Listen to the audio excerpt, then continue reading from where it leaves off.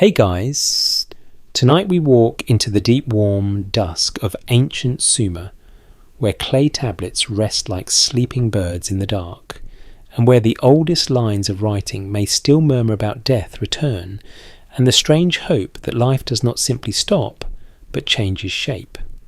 Some parts of tonight's story are widely accepted, history, some are interpretation, and some are calm, what-if imagination, because the evidence is real, but the meanings are not always neat, and historians debate more than they nap, which is saying something.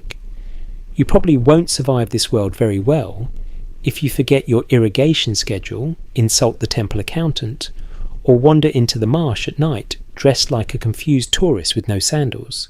So before you get comfortable, take a moment to like the video and subscribe, but only if you genuinely enjoy what I do here. And if you're awake somewhere out there in the world, post your location and local time in the comments. Now dim the lights, maybe turn on a fan for that soft background hum, and let's ease into tonight's journey together. You begin in southern Mesopotamia, in the land between the Tigris and Euphrates, where cities rise from mud brick and stubbornness. Most historians agree that Sumer was one of the earliest urban civilizations developing in the 4th and 3rd millennia BCE in what is now southern Iraq. The evidence we do have points to temple complexes, organized labor, irrigation canals, and one of humanity's earliest writing systems. None of that is especially mystical on its own. It is practical, dusty, administrative, and quietly magnificent. Humanity's first great written legacy is not a thunderclap of secret wisdom, but very often a note about grain, a thrilling beginning if you are a barley enthusiast. And yet the tablets do not stop with grain tallies and sheep counts. Archaeology suggests that alongside economic records came hymns, myths, lamentations, royal inscriptions, and ritual texts. This is where the room changes. You are no longer just standing in a city archive. You are listening to people who lived 5,000 years ago trying to make sense of endings. Their words survive in fragments, copied and recopied, cracked and worn, but still breathing a little through translation. Some parts are documented, some are interpretation, and some are gentle imagination. If the evidence is thin, we'll say so. We'll keep the solid ground separate from the mist. The city around you is alive in a very earthly way. Reeds whisper at the water's edge. Kilns exhale dry heat. Donkeys complain with the energy of middle managers on a Monday morning. Above the flat roofs and courtyards, the temple platform rises, not yet the towering fantasy of later retellings, but still enough to tell everyone that heaven and administration are close friends here. What's broadly accepted is that religion in Sumer was woven into civic life. Gods were not distant abstractions. They were part of harvests, storms, kingship fertility, city identity, and survival itself. One interpretation is that when Sumerian texts speak again and again of descent, return, renewal, mourning, and restoration, they may reflect more than seasonal agriculture. A careful reading might suggest a broader emotional pattern, a way of thinking in cycles rather than straight lines. That does not automatically mean reincarnation in the later fully developed sense some modern readers want to find. Let me rephrase that more carefully. That's a possibility, not a certainty. Most mainstream scholars do not say the Sumerians left behind a clear doctrine of eternal rebirth for individual souls. What they do note is a repeated symbolic rhythm. Life fades, order breaks, ritual responds, and something returns. That rhythm makes sense in a land ruled by water, silt, and timing. Archaeology suggests that life in southern Mesopotamia depended on cycles that were never optional. Rivers flooded canals, clogged crops, rose and failed, and cities survived only through constant maintenance. If you miss one step, nature sends a strongly worded reply. In that world, the idea that death might be followed by renewal is not a decorative thought. It is baked into the landscape. Every field teaches it. Every season rehearses it. Every seed vanishes into the soil with what looks like a tiny unnecessary tragedy, then reappears later as dinner. What's broadly accepted is that the Sumerians had a concept of the underworld often imagined as a dim and dusty realm. It was not in the mainstream view a cheerful heaven with harp music and perfect weather. It was quieter, flatter, and far less marketable. But the mystery isn't in what we know, but in what we can't confirm. Because even within that sombre view of the afterlife, certain myths insist on movement. Gods descend and return. Fertility disappears and comes back. Mourning is followed by restoration. The pattern is there, even if the full meaning remains a puzzle. Historians still argue whether these stories should be read mainly as agricultural metaphors, ritual drama, theological speculation, or some blend of all three. There's no full consensus, and that uncertainty is part of what makes the tablets feel so alive. They do not hand you a tidy doctrine wrapped in ancient gold ribbon. They offer fragments. They offer symbols. They offer enough shape to recognize a pattern and enough uncertainty to keep you humble, which frankly is healthy. Ancient texts have a way of punishing overconfidence, usually by surviving in only half a sentence. A fringe idea proposes that the oldest Sumerian myths preserve a hidden teaching about literal soul recycling, with each life feeding the next in an eternal cosmic loop. This theory isn't widely accepted, but it lingers because the language of return is so persistent. If we treat it as a possibility rather than a conclusion, it becomes more interesting, not less. We're not proving anything tonight, we're following clues. What if the story is pointing at something else? What if the Sumerians were not laying out a neat system of reincarnation, but circling a deeper intuition that existence moves in recurring patterns, and that death is terrible precisely because life keeps pressing against it? You can almost feel that question in the material itself. Clay is soft, then marked, then fired, then hardened. Mud becomes memory. A reed stylus scratches wedge shapes into the damp surface, and suddenly a passing thought has an afterlife of its own. One interpretation is that writing itself may have changed how people imagined endurance. Before writing, memory lives in voice, ritual, and repetition. After writing, words can outlast the speaker. The dead can continue in another form, not breathing, not walking, but still present. That is not rebirth in a simple spiritual sense, but it is certainly a kind of return. And so you stand at the beginning of the story with your feet in the mud and your eyes on the tablets, watching the oldest cities try to think past the grave. Most historians agree that early Sumerian civilization gave later Mesopotamia many of its foundational myths, rituals, and symbolic patterns. The evidence we do have points to a culture intensely aware of fragility, survival, and restoration. A more cautious explanation could be that the cycle of death and rebirth in these texts belongs first to crops kingship and sacred order. But it's possible that human longing slips into every line, quietly asking whether endings are ever final. The first breeze moves through the reeds. Somewhere nearby, wet clay dries in the evening air. A scribe bends over a tablet, pressing signs into the surface with patient hands, perhaps unaware that thousands of years later, someone lying in bed with a fan humming nearby will wonder whether those signs are talking about harvest grief, the underworld, or the strange old hope that nothing truly vanishes for good. Some parts are documented, some are interpretation, and some are gentle imagination. And that is where the journey begins. The scribe keeps working while the last of the light leans across the courtyard, and the tablet in his hands is still damp enough to remember every touch. That detail matters more than it first seems.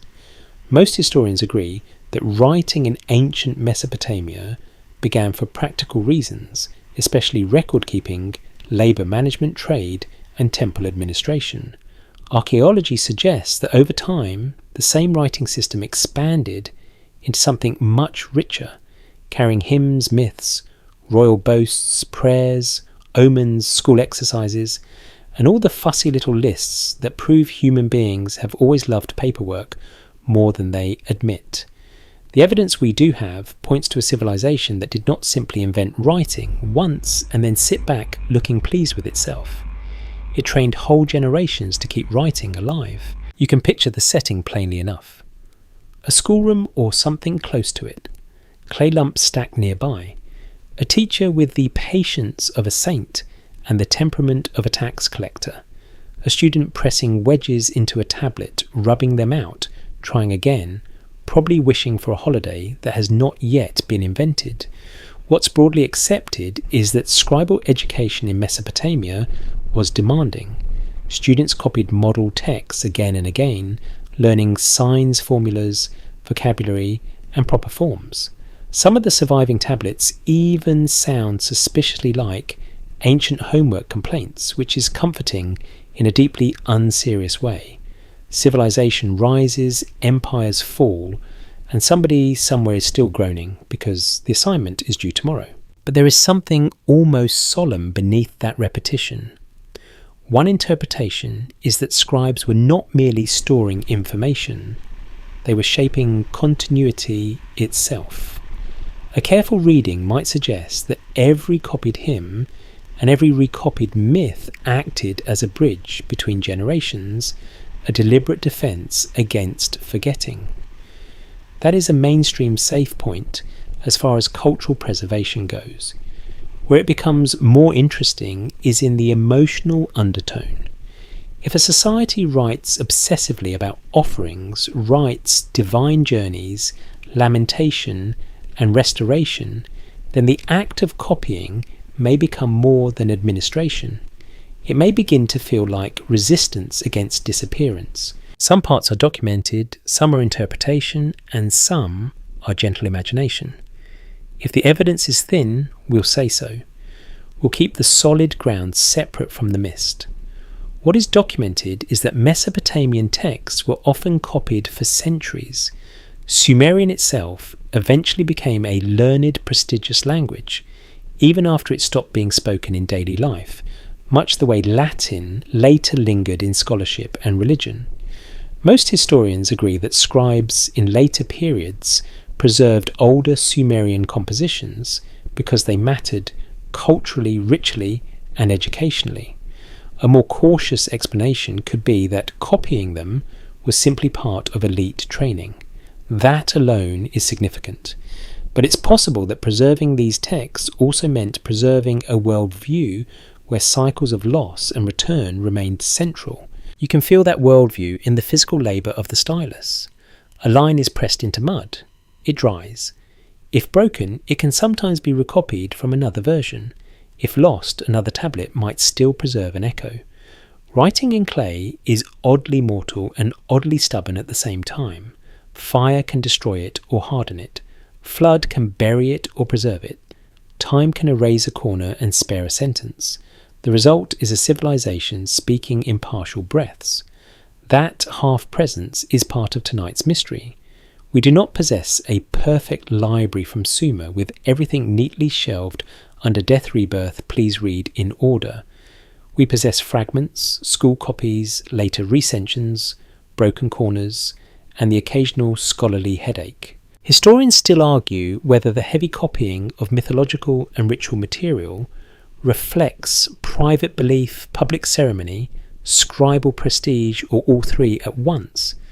There's no full consensus because texts do not always tell you how people felt when they copied them. They tell you what survived, and yet survival itself says something. Why preserve a lament for a fallen city?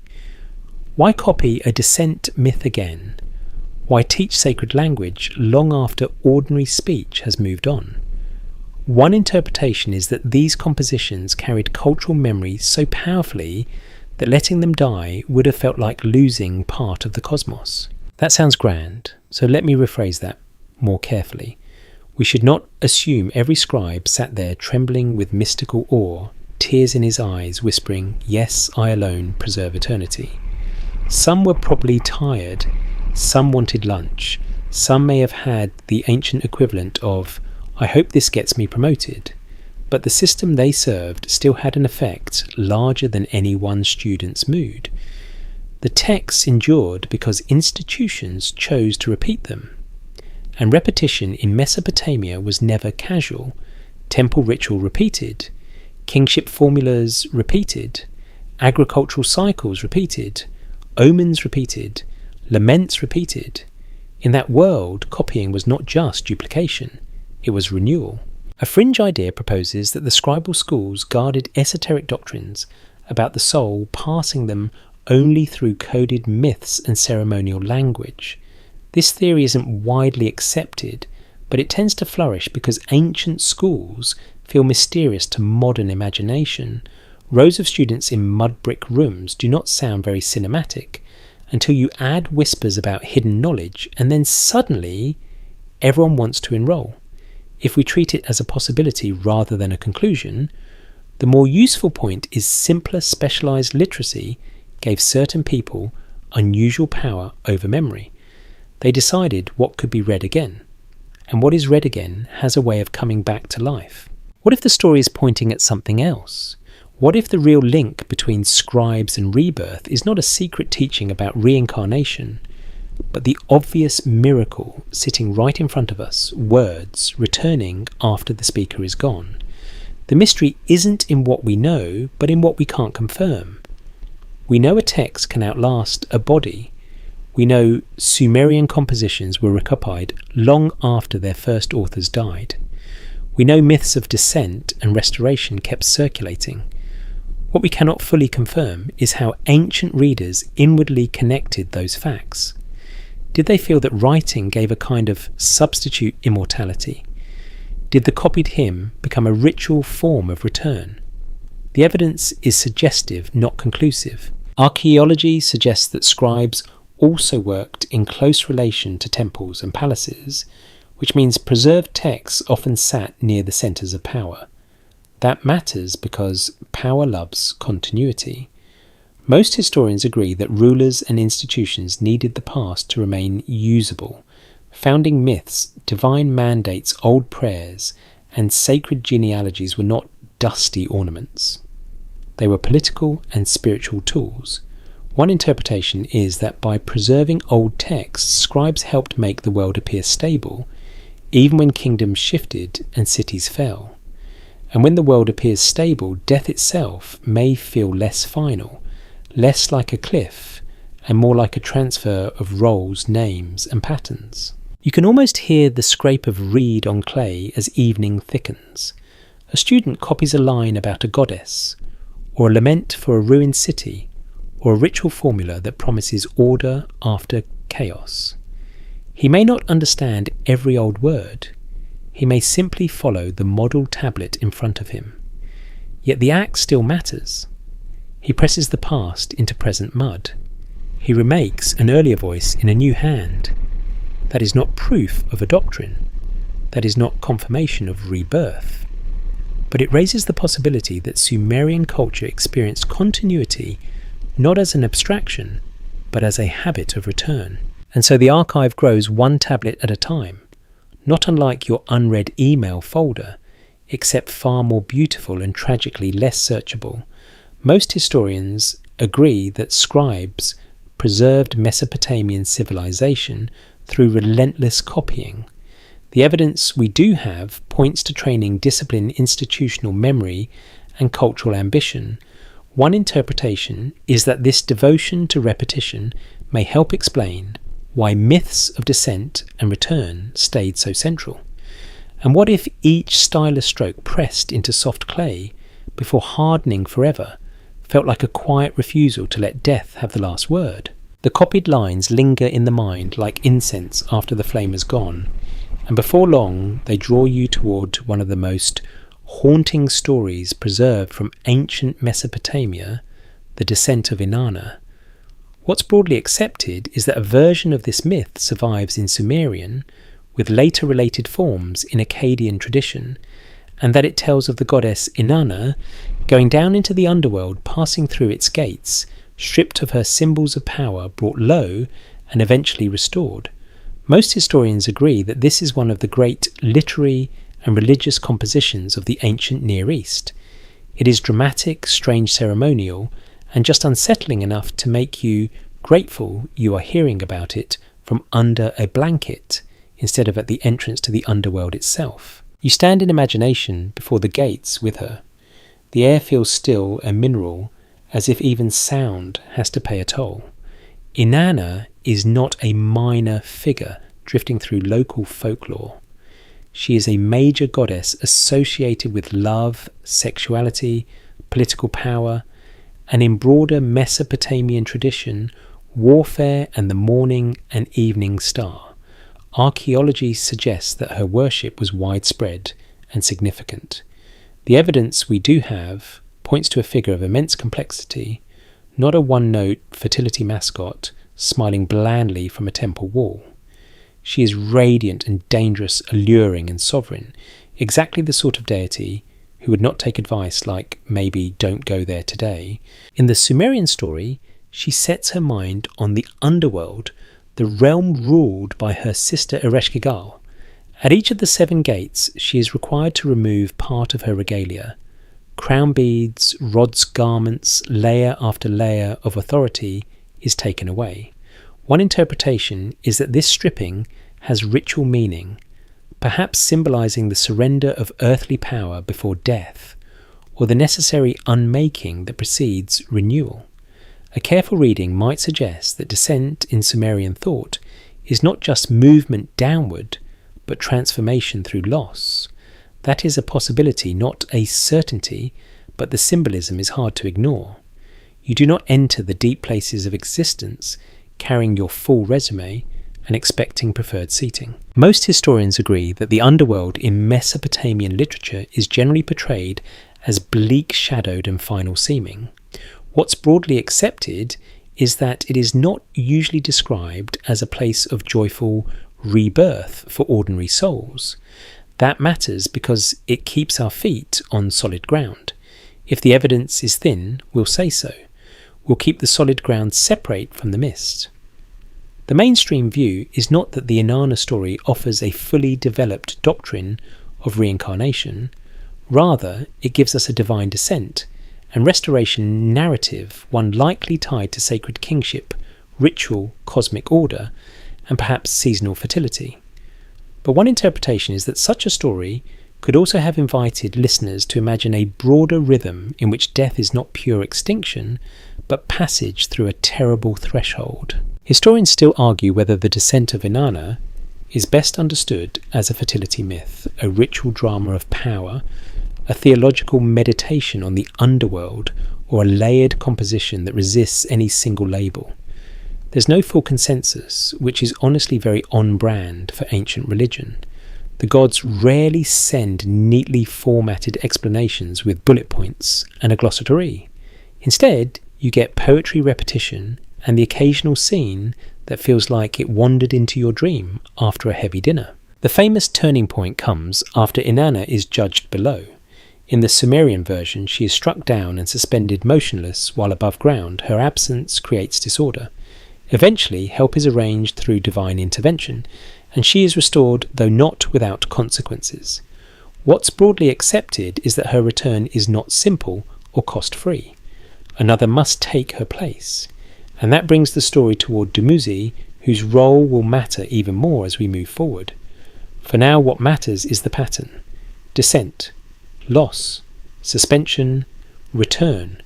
Not cheerful, not easy, but cyclical in shape. One interpretation is that the 7 gates act almost like stages of unmaking, as if the goddess must shed each visible marker of identity before crossing fully into the land of the dead. That reading is interpretive, but it has weight because the text emphasizes the process so carefully. A more cautious explanation could be that the sequence dramatizes the helplessness of even divine power before underworld law. And what if the story is pointing at something else? What if ancient listeners heard in it a truth about life itself, that everything precious must sometimes pass through diminishment before renewal can occur?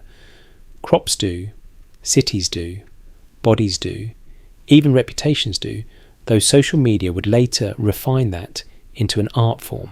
A fringe idea proposes that Inanna's descent preserves an ancient initiatory map of the soul, with each gate representing stages of death and rebirth known to a hidden priestly tradition. This theory isn't widely accepted, but it keeps resurfacing because the story is so visually structured and emotionally potent. If we treat it as a possibility rather than a conclusion, it becomes a useful lens rather than a grand claim. The text may not prove any secret doctrine, but it does invite a reading in which transformation requires surrender. The mystery isn't in what we know, but in what we can't confirm. We know the narrative shape. We know the underworld imagery. We know the restoration matters. What we cannot fully know is how ancient hearers interiorized it. Did they hear theology, ritual, symbolism, agricultural hope, or a whisper that no darkness remains unchallenged forever? Archaeology suggests that ritual lament and festival practice in Mesopotamia often involved reenactment, repetition, and formalized emotional expression. That matters because myths were not always just read privately, like bedtime literature for overachieving priests. They may have lived in performance, prayer, public recitation, and ceremonial context. Most historians agree that ancient myth functioned within a larger ritual world.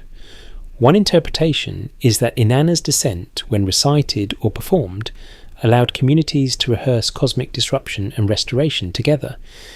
The return of the goddess then becomes not merely narrative resolution, but a ritual assurance that order can be re-established after rupture. If we stay with the imagery, it becomes almost impossible not to feel the pull of rebirth language, even if we keep it carefully framed. You watch Inanna move downward, adorned in splendour, then stripped, then silenced, then brought back. That shape is suggestive, not conclusive. It raises the possibility that Sumerian thought, at least in mythic form, was deeply interested in the return of life from apparent extinction, not as a modern self-help slogan, and certainly not as a simplistic promise that everything is fine in the end, but as a mystery built into the structure of sacred narrative. Some parts are documented, some are interpretation, and some are gentle imagination. And there is one more thing to notice. Inanna does not return unchanged in emotional tone. Her descent leaves a mark on the story world. The underworld is real, its laws are heavy, and restoration comes with exchange. This is not a soft focus fantasy where everyone learns a nice lesson and goes home with complimentary figs. It is harsher, older, more ceremonial than that, which is exactly why its pattern of return feels powerful.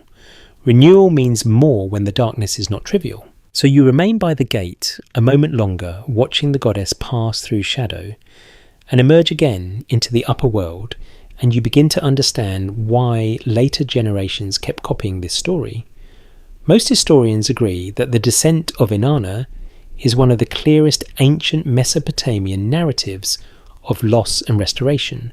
The evidence we do have points to a myth rooted in religion, ritual, and cosmic imagination. One interpretation is that it may encode a sacred cycle larger than any single reading. And what if in the hush between clay lines and temple songs, ancient listeners heard not a proof, but a profound hint that descent is sometimes part of return? That hint stays with you as the goddess rises again, because her return is not the end of the story's tension. It leaves behind an unpaid balance, and in ancient myth, unpaid balances tend to collect interest immediately.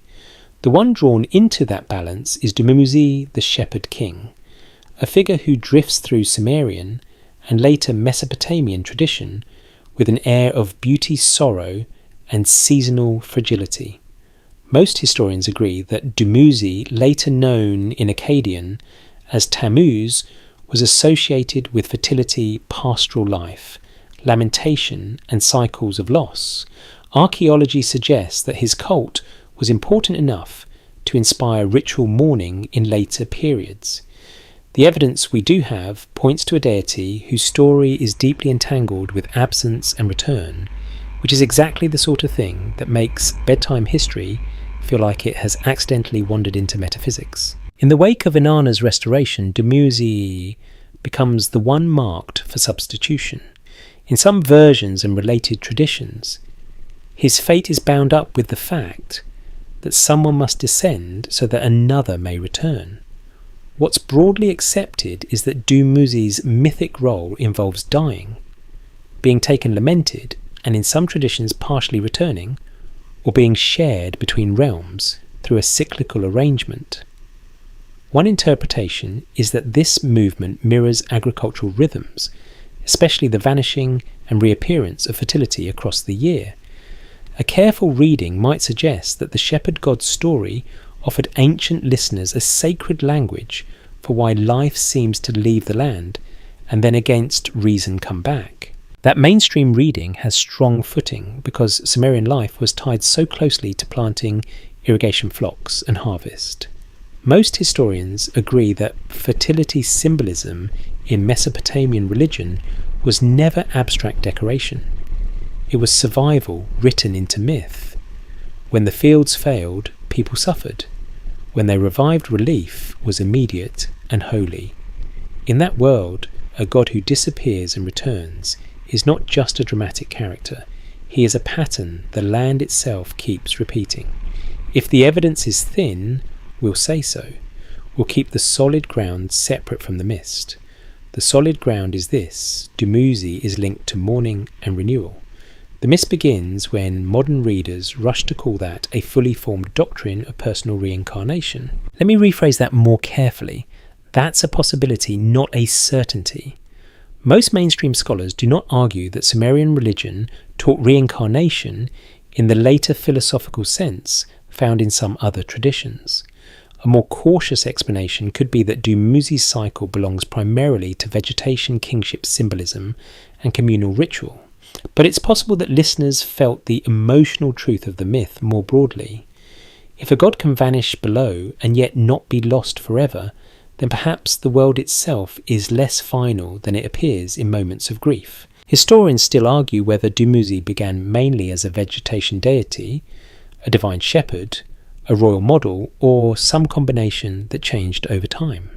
There's no full consensus, partly because the surviving materials come from different periods and contexts, and ancient religions were not tidy little systems pinned under glass. They grew merged, shifted emphasis and accumulated layers like river silt. One century's ritual focus could become another century's poetic symbol.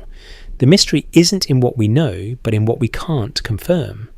We know Dumuzi was mourned. We know his absence mattered. We know his return, or partial return, was meaningful. What we cannot fully pin down is how ordinary people imagined that pattern in relation to their own dead. You can imagine a lament being sung in a temple courtyard, the air hot and still, voices rising in drawn-out sorrow for the shepherd gone below. Archaeology suggests that lamentation was a highly developed ritual and literary form in Mesopotamia. What's broadly accepted is that mourning was not merely private emotion, but something shaped by public performance, formal language, and sacred expectation. One interpretation is that mourning, Dumuzi allowed communities to ritualize the loss. They lived with constantly failed crops, dying animals, human death, the annual retreat of abundance. And what if the story is pointing at something else? What if ritual sorrow itself becomes part of return, a way of carrying life through absence until it can emerge again? There is something almost tender in the old arrangement, sometimes associated with Dumuzi, where time is divided and the lost one is not gone all at once forever. This may reflect the logic of seasonal alternation, a sacred compromise between below and above, between barrenness and growth. The evidence we do have points to mythic structures in which absence is not always permanent annihilation. That is suggestive, not conclusive. It raises the possibility that ancient Mesopotamian thought could imagine existence as distributed across states rather than ended in a single irreversible cut. Not exactly reincarnation perhaps, but certainly not a flat line either. A fringe idea proposes that Dumuzi's pattern preserves a very early memory of soul migration, with the shepherd god embodying a cosmic law later disguised as agricultural myth. This theory isn't widely accepted, but it persists because people are naturally drawn to the oldest possible version of a big idea. If we treat it as a possibility rather than a conclusion, the claim becomes less dramatic and more useful. The myth does not need to contain secret reincarnation doctrine to matter. Its power lies in how it teaches a civilization to expect return without denying sorrow. That is a much harder and more mature kind of comfort than a simple promise that nobody is really gone. Ancient myth, unlike modern motivational posters, rarely hands out optimism for free. And Dumuzi's shepherd identity matters too. Most historians agree that shepherd imagery in the ancient Near East often carried both pastoral and royal meaning. Kings could be described as shepherds of their people, and divine shepherd figures could blur the line between fertility, leadership, and care. One interpretation is that Dumuzi's loss symbolised not only seasonal decline, but a temporary fracture in right order itself. If the shepherd disappears, the flock is vulnerable. If fertility retreats, society feels exposed. If the divine partner is gone, the cycle pauses. You begin to see how death and rebirth in Sumerian thought may have been less about one tidy doctrine and more about a whole network of linked returns, agricultural, political, emotional, and sacred. Some parts are documented, some are interpretation, and some are gentle imagination. Imagine evening over the floodplain. Reeds hiss softly. A flock shifts in the distance. Somewhere in the city, a singer gives voice to a grief older than memory, naming the shepherd who has gone where no one wants to go. Yet the song itself expects something, not necessarily full rescue, not necessarily permanent escape, but movement, exchange, return in season, the possibility that loss belongs to a larger rhythm. You do not have to call that reincarnation for it to feel profound. You only have to notice how often ancient people watched life disappear into the earth and then watched it rise again. And because they watched that happen every year, they gave it a face, a voice, and a name. Dumuzi becomes not just a god in a poem, but the shape of recurring absence made personal. Most historians agree that his myth resonated through lament ritual and long cultural memory. Archaeology suggests that his significance extended well beyond a single text or city. One interpretation is that he embodies the ancient intuition that life is rarely erased outright, and more often hidden, delayed, or transformed. And what if every spring wind over the barley, every lamb stumbling into the light, every green shoot lifting from the mud, made the old story feel true in the only way myths sometimes need to be? Not as proof, but as a rhythm people could live inside. That rhythm follows you from the barley fields back into the city, where kings try very hard to look permanent while standing in a world that keeps proving otherwise. Mud brick walls crack, canals silt up, dynasties boast, then vanish. Even in the most self-confident royal inscription, you can almost hear the soft creak of mortality in the background. Most historians agree that Sumerian kingship was presented not merely as political authority, but as something bound to divine order temple life and the stability of the land. Archaeology suggests that rulers sponsored inscriptions, building works, offerings, and public declarations in order to tie themselves to the cosmos as securely as possible, which is understandable. If you know your palace is made partly of baked mud and ambition, you do what you can. You walk now through a ceremonial space, the kind of place where stone vessels glint, incense lingers, and official language grows taller than the people speaking it. Royal inscriptions from Mesopotamia often sound magnificently certain. A king builds a temple, defeats enemies, restores order, pleases the gods, and leaves behind a text that more or less says in elegant form, "Remember me forever, I was amazing, no notes." What's broadly accepted is that these inscriptions served practical and ideological purposes.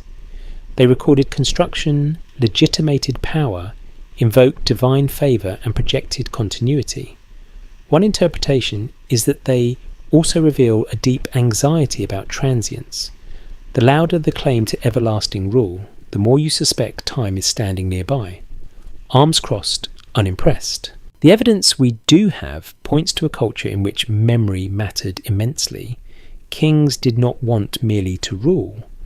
They wanted to be remembered as rightful restorers of sacred balance. Most historians agree that restoring temples, canals, city walls and cult practices was a central royal duty in Mesopotamian ideology. That duty matters for tonight's theme because restoration is a kind of civic rebirth.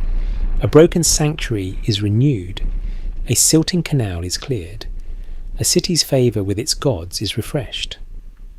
The ruler's legitimacy in that sense depends on making life return where decay has begun.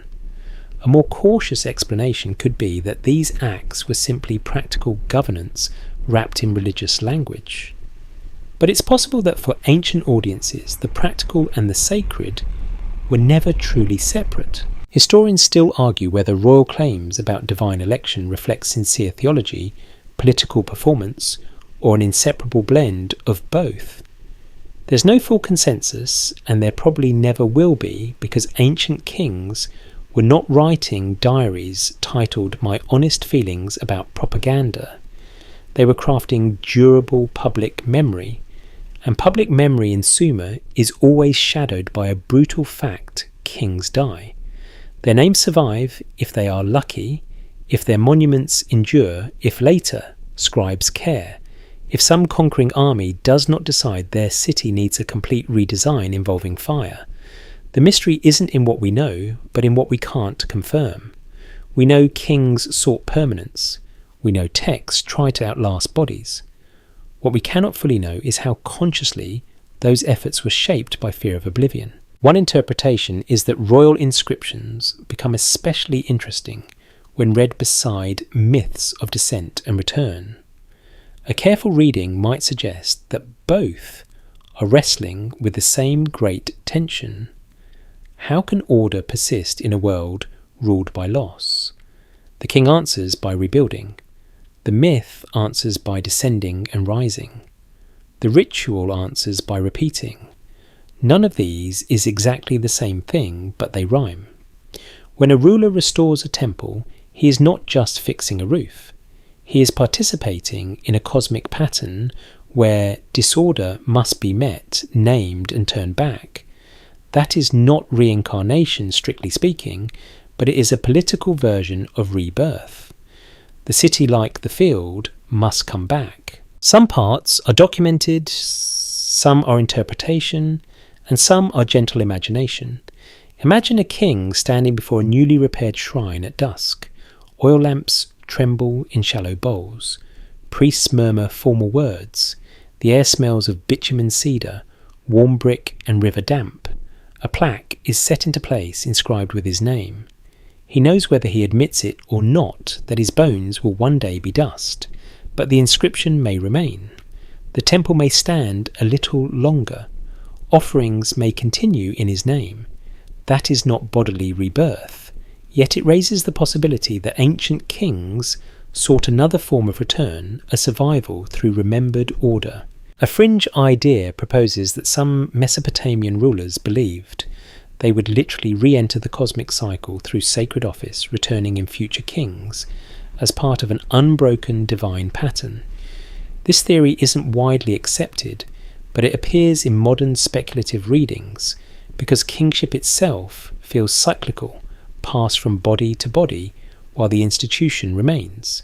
If we treat it as a possibility rather than a conclusion, the better insight is simpler and more grounded. The office outlives the individual. The crown returns even when the king does not. In that sense, kingship behaves like one more Sumerian pattern of death and renewal, personal mortality contained inside institutional continuity. Not very comforting if you are the king perhaps, but excellent news for the crown. Archaeology suggests that royal tombs and elite burials in Mesopotamia also reflected concern with status provision and memory. We need to be careful here. Burial practice does not automatically tell us a complete theology of the afterlife. If the evidence is thin, we'll say so. We'll keep the solid ground separate from the mist. What's broadly accepted is that some elite burials included goods, ornaments, vessels, and signs of ceremonial care. One interpretation is that such provision reflects an expectation that identity and need somehow continue beyond death. A more cautious explanation could be that burial goods honoured status symbolically rather than describing a literal roadmap for the soul. Either way, death was not treated as social irrelevance. The dead remained part of the imagined order. That matters because kingship in Sumer is not just a job description. It is a role set between gods, cities, ancestors, and future generations. Most historians agree that later Mesopotamian tradition even preserved king lists that framed rule as a sequence stretching backward into deep antiquity. One interpretation is that these lists do more than preserve chronology. They create the impression of an office moving through time, like a current through many bodies. Individuals perish, kingship continues, names disappear, the pattern remains. What if the story is pointing at something else? What if, for ancient listeners, the deepest form of immortality was not the survival of the private self, but participation in an order that could outlast any single life? That idea may feel a little chilly by modern standards. You might prefer your afterlife with more personal attention and fewer administrative layers. Fair enough. Ancient Mesopotamia was not especially committed to emotional customer service, but there is something moving in the way these people resisted oblivion. They rebuilt what decayed. They named themselves in clay. They linked rule to ritual and memory to sacred labour. They did not deny death. They tried to answer it with continuity. So the king stands in lamplight while the inscription hardens, and somewhere nearby the old river keeps moving past the city, carrying silt reeds, reflection, and time. Most historians agree that Sumerian rulers sought legitimacy by restoring order and binding themselves to divine frameworks. The evidence we do have points to a culture where civic renewal, ritual repetition, and remembered names all worked against the threat of erasure. One interpretation is that royal memory offered a worldly form of rebirth, not of the body, perhaps, but of presence, through restored order and enduring record. And what if every boast carved into clay was beneath its polished confidence, also a quiet plea not to vanish completely? That plea hangs in the air long after the royal voice fades, because beyond the repaired temples and polished inscriptions, there remains the old Mesopotamian problem. No king can pave over the underworld itself. If the upper world is all canals, grain, incense taxes, and carefully managed appearances, the lower world is the opposite, dim, dusty, and stubbornly unimpressed by status. Most historians agree that Mesopotamian texts often describe the realm of the dead as a shadowy place associated with dust, darkness, stillness, and reduced vitality. What's broadly accepted is that this is not a bright paradise in the later familiar sense. It is frankly a very poor travel destination with weak lighting, no obvious entertainment, and a catering situation that appears to be mostly dust. You feel the tone shift immediately when the underworld appears in the literature. The language becomes flatter, heavier, more ceremonial. Doors shut, gates close. The dead gather in silence or near silence. Archaeology suggests that Mesopotamian religion took the condition of the dead seriously, even if surviving texts do not present a single neat doctrine. The evidence we do have points to a realm where the dead continue in some diminished form, but not usually in triumphant bliss. That matters because it keeps the whole death and rebirth discussion honest. If the evidence is thin, we'll say so.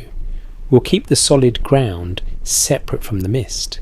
The solid ground here is that the mainstream Mesopotamian afterlife looks bleak.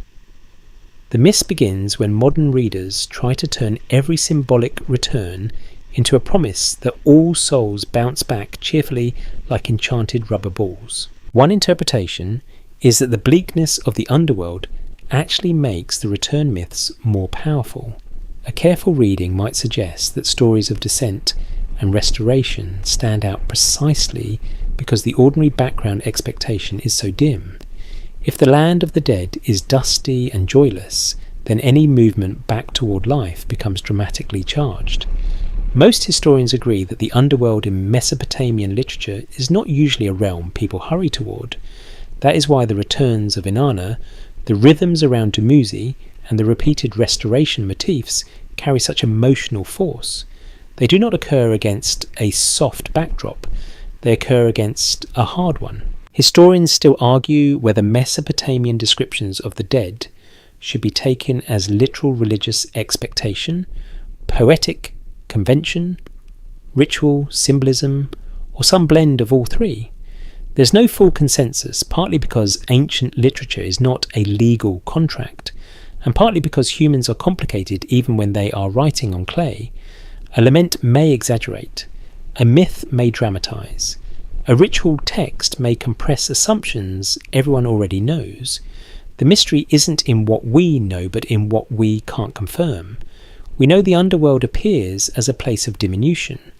We know the dead are not usually described as gloriously restored individuals. What we cannot fully determine is how fixed that picture felt in everyday belief across different cities, periods, and social settings. You can imagine why this shadowy view would matter so much in a civilization built on fragile abundance. Life above is already hard won. Crops require labour. Water requires management. Cities require constant maintenance. So death below is not romanticised. It is separation from the active ordered world. What's broadly accepted is that Mesopotamian religion often emphasises maintaining right relations among gods, humans and the dead through ritual care rather than promising a universally happy afterlife. One interpretation is that this sharp division between the living city and the dusty below made cyclical returns, however partial, feel all the more sacred. Return is meaningful only because absence is real. A more cautious explanation could be that underworld texts simply reflect a sober anthropology. Ancient Mesopotamians observed death cloggily. They saw bodies fail, households grieve, memory fade, and cities rebuild around the missing. Perhaps the underworld is bleak because grief is bleak. That is a possibility, not a certainty, but it deserves respect. Not every old religious image hides an esoteric code. Sometimes a dusty realm is a dusty realm, because loss feels like dust in the mouth. And yet, even there, the literature does not give up on movement entirely. Messengers travel, gods descend, exchanges occur, rituals matter. The gates may close, but they are still gates, which means the imagination remains interested in passage. Some parts are documented, some are interpretation, and some are gentle imagination. Picture a funerary meal in a quiet household courtyard. Bowls are set out, water is poured, names are remembered. The lamp burns low, and someone speaks softly of the dead, as though they are not fully absent. Archaeology suggests that offerings to ancestors or the dead played a role in Mesopotamian practice, though the details varied and should not be overstated. Most historians agree that caring for the dead mattered. One interpretation is that these acts imply an ongoing relationship between the living and those below, even within an otherwise sombre afterlife framework. The dead may not return bodily, but neither are they treated as complete non-entities. They remain in a dim social orbit. A fringe idea proposes that the Mesopotamian underworld was never meant as a final destination at all. but only as an intermediate holding place in a larger soul cycle, now mostly lost to history. This theory isn't widely accepted, and the mainstream evidence does not support it clearly. Still, it lingers because the literature contains so many patterns of descent and re-emergence around divine figures that modern readers sometimes want to generalize that pattern to everyone. If we treat it as a possibility rather than a conclusion, it becomes a useful caution. We should not rush from symbolic return in myth to universal return in doctrine. That leap is tempting, especially when you want ancient texts to say exactly what you already hope they say. What if the story is pointing at something else? What if the underworld's dim bureaucracy, and it really does feel bureaucratic at times with its gates, rules, officials, and fixed conditions, exist to sharpen the meaning of renewal elsewhere? In other words, maybe the Sumerian cycle of death and rebirth is not about abolishing death, but about situating life inside a cosmos where loss is constant and restoration must be fought for ritually, agriculturally, politically, and emotionally. That reading stays closer to the evidence. It also feels more ancient. This is not a system promising easy transcendence. It is a civilization trying to keep order alive in the shadow of inevitable decline. And that shadow makes even small acts seem luminous. A field greens again. A temple is restored. A hymn is recopied. A goddess rises. A shepherd returns in season. A name is spoken over a bowl of water. None of these on its own confirms a doctrine of reincarnation. Let me rephrase that more carefully. None of them proves it. But together, they might support the idea that Mesopotamian thought was deeply attuned to recurrence, to the sense that life resists final stillness even while fully acknowledging the grave. The evidence we do have points to tension rather than resolution. Bleak death on one hand, stubborn patterns of return on the other. That tension may be exactly why these texts endure. They sound honest. They do not flatter you with easy certainty. They tell you the dead go below into dust, and then in other stories they show you sacred life, pushing back against that darkness in complex ways. Scholars continue to debate how these layers fit together, and rightly so. Ancient religion is rarely one thing at a time. It is fear and ritual, habit and hope administration and longing all kneaded into the same clay. So you step back from the underworld gates and into the cooler night air, feeling how much heavier the return myths become once you understand what lies beneath them. Most historians agree that the Mesopotamian realm of the dead was imagined as a diminished and shadowed existence. Archaeology suggests that care for the dead still mattered deeply even within that sombre vision. One interpretation is that the very bleakness of the underworld made stories of restoration, however limited or symbolic, feel more precious than ever. And what if the gods themselves had to descend now and then, because only by entering the dust could they teach human beings how fiercely life longs to rise? That fierce longing to rise does not stay in myth alone. It follows you back into the human world, into grave goods, household rites, and the small practical kindnesses people offer the dead, when no god is visibly descending to sort things out. Once you leave the grand narratives of Inanna and Dumuzi behind for a moment, the question becomes quieter and somehow more intimate. What did ordinary people expect after death, and what do their burials suggest without saying too much? Most historians agree that burials in ancient Mesopotamia sometimes included offerings such as vessels, ornaments, tools, food-related items or personal objects, though practices varied by place, time and social status. Archaeology suggests that the dead were not simply disposed of and forgotten. The evidence we do have points to care provision and the stubborn human habit of preparing for journeys nobody can fully explain. You can picture it clearly: a body laid out carefully, family gathered in a courtyard or burial space, a cup placed nearby, a bead necklace adjusted, a seal perhaps tucked close, as if identity still matters on the other side of breath. What's broadly accepted is that grave goods appear in many ancient societies, and Mesopotamia is no exception. That fact alone does not tell us a full theology.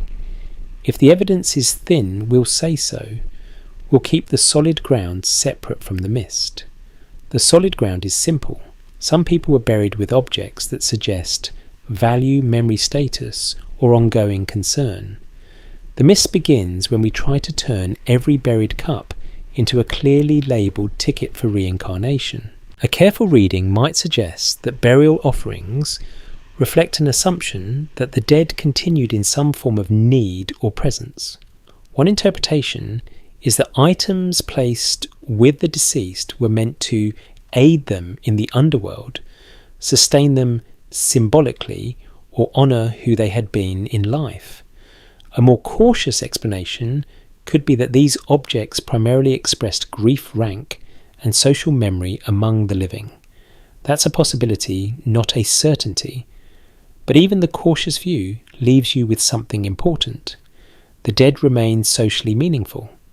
They are treated as persons whose transition matters not as empty shells that instantly lose all significance. Historians still argue whether Mesopotamian burial goods should be read mainly as practical provisions for the afterlife, symbolic markers of identity, ritual, convention, or some blend of all three. There's no full consensus, partly because graves do not come with explanatory subtitles, which is honestly rude of them. You find objects, placements, architecture, and traces of ceremony. You do not usually find a neat clay note saying, "Dear future archaeologist, this bowl is for underworld hydration and not merely ceremonial." The mystery isn't in what we know, but in what we can't confirm. We know the objects were chosen, we know the dead received care, we know memory and ritual mattered. What we cannot fully know is how each family understood the soul's condition beyond the grave. Archaeology suggests that domestic ancestor care and offerings to the dead may have played a role in Mesopotamian life, with some evidence pointing to the importance of remembering and sustaining deceased relatives through ritual acts. Most historians agree that neglecting the dead was considered dangerous or improper in later Mesopotamian tradition because the unprovided dead might become restless or unhappy. One interpretation is that this reflects a worldview in which death alters the person's condition, but does not erase relational obligations. The bond continues if dimly. Water may still be poured, names may still be spoken. The household remains in conversation with absence. That is where the idea of cyclical return becomes more subtle. Not every return has to mean bodily rebirth. Sometimes it means recurring care repeated, memory the dead reappearing in ritual time rather than physical time. What if the story is pointing at something else? What if these offerings and household gestures reveal a culture where the boundary between living and dead was firm but never absolute? The deceased do not simply walk back in through the door asking what's for dinner, thankfully, because that would make the whole atmosphere much less sleep-friendly. But they do remain woven into domestic life through repeated acts that bring them back into presence. Some parts are documented, some are interpretation, and some are gentle imagination. Imagine a family at twilight. A small lamp trembles beside the wall. Bread is set down. Water is poured. Someone murmurs the name of a father, a sister, a child, not loudly, not theatrically, just enough to keep the thread from snapping. The smell of baked clay lingers in the courtyard. The night air settles. In that moment, the dead are not fully gone. They are not reborn in a dramatic, mythic sense either.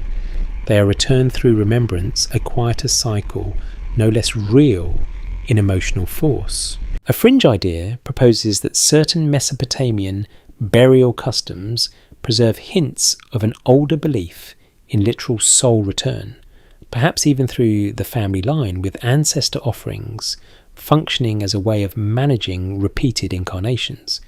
This theory isn't widely accepted, and the evidence for it is thin. If we treat it as a possibility rather than a conclusion, the more grounded takeaway is still fascinating. Repetition sits at the heart of mourning. You do not grieve once and stop. You remember again. You offer again. You speak the name again. Even death becomes wrapped in recurring action, which is exactly the sort of pattern that could nurture broader myths of renewal. Most historians agree that elite burials, especially the more elaborate ones, should not be taken as the universal norm for every person in ancient Mesopotamia. That matters because grand tombs can distort the picture if you let them. A lavish burial tells you something about status as much as belief. A simple grave tells you something about ordinary mortality. Archaeology suggests variety rather than uniformity. The evidence we do have points to different practices across periods, cities, and social levels. One interpretation is that despite these differences, a common thread persists. The dead require acknowledgement. Whether through goods offerings, lament, or burial care, the transition matters enough to be ritualized. And ritualization is where the cycle of death and rebirth becomes visible again, though in a softer register than the myths. Burial itself is repetitive. Mourning follows patterns. Offerings recur on a schedule. Memory moves in circles. A more cautious explanation could be that these are simply the normal structures of social grief. But it's possible that such repeated actions also train people to imagine existence as layered rather than abruptly severed. If life can continue in memory, if the dead can still receive care, if the household keeps making room for them symbolically, then finality begins to feel less absolute, even within a worldview that never promises easy escape from the underworld. The evidence we do have points to something profoundly human in all this. Ancient Mesopotamians, like everyone else, seem to have resisted the idea that death ends relationship cleanly. They fed the dead in symbol. They buried them with care. They marked them with objects. They located them in a continuing moral and ritual order. Most historians agree that this tells us less about a single formal doctrine and more about lived religion, the messy, tender, everyday side of belief. One interpretation is that the eternal cycle in Sumerian texts may have resonated because daily life was already full of smaller cycles that kept the absent present. So you leave the burial ground, slowly past the quiet wall, the little lamp, the vessel set near the body, and the family that has done all it can against the great silence. Archaeology suggests that burial goods and offerings reflect concern status and ongoing obligations to the dead. What's broadly accepted is that Mesopotamian people did not treat death as social disappearance. One interpretation is that these quiet practices reveal a more domestic form of return, not necessarily reincarnation, but recurring presence through ritual memory and care. And what if a cup, a bead, or a seal placed in the earth was less a map of certainty than a gentle refusal to let love stop at the grave? That refusal to let love stop at the grave widens as soon as you lift your eyes from the burial ground and look again at the rivers, because in southern Mesopotamia, the rivers are never just scenery. They are the reason cities rise and the reason cities panic. They nourish, drown, deposit, erase, and begin again. Most historians agree that life in ancient Mesopotamia was deeply shaped by the Tigris and Euphrates and by the complicated systems of irrigation embankment and canal management built around them. Archaeology suggests that flooding, shifting watercourses, and environmental instability played a major role in how people imagined order and disaster. The evidence we do have points to a civilization that lived with a constant lesson in destruction, followed by restoration, which is a very educational arrangement if you enjoy rebuilding your world every few years. You stand on a muddy bank after the waters have begun to pull back. Silk glistens in the low light. Broken reeds cling to the ground. Somewhere a field has been ruined. Somewhere else, strangely, the flood has renewed the soil. That tension matters. What's broadly accepted is that water in Mesopotamia was both life-giving and dangerous. A careful reading might suggest that this unstable environmental reality helped shape myths in which devastation is not the opposite of renewal, but part of its rhythm. A more cautious explanation could be that flood stories emerged simply because floods were common and unforgettable. That is a possibility, not a certainty. Still, when a whole civilization watches the land disappear underwater and then watches life crawl back out of the mud, it is hard not to imagine existence itself in cycles. Most historians agree that Mesopotamian flood traditions became especially prominent in later literature, including stories preserved in Akkadian, works such as the Atrahasis tradition and the flood episode in Gilgamesh. What's broadly accepted is that these stories are not uniquely Sumerian in the narrowest sense, though they draw on older Mesopotamian memory. That distinction matters. If the evidence is thin, we'll say so. We'll keep the solid ground separate from the mist. The solid ground is that flood narratives are deeply rooted in the region's experience and imagination. The mist begins when modern readers jump immediately from flood memory to grand hidden histories about vanished global civilizations, cosmic resets, or Atlantis with administrative tablets. Entertaining, yes. Necessary, no. And yet the symbolic force of the flood is hard to miss. A flood wipes away boundaries, it levels human effort. It turns streets into currents and homes into drifting debris. Then after the terror and the mess, people return. Walls are repaired.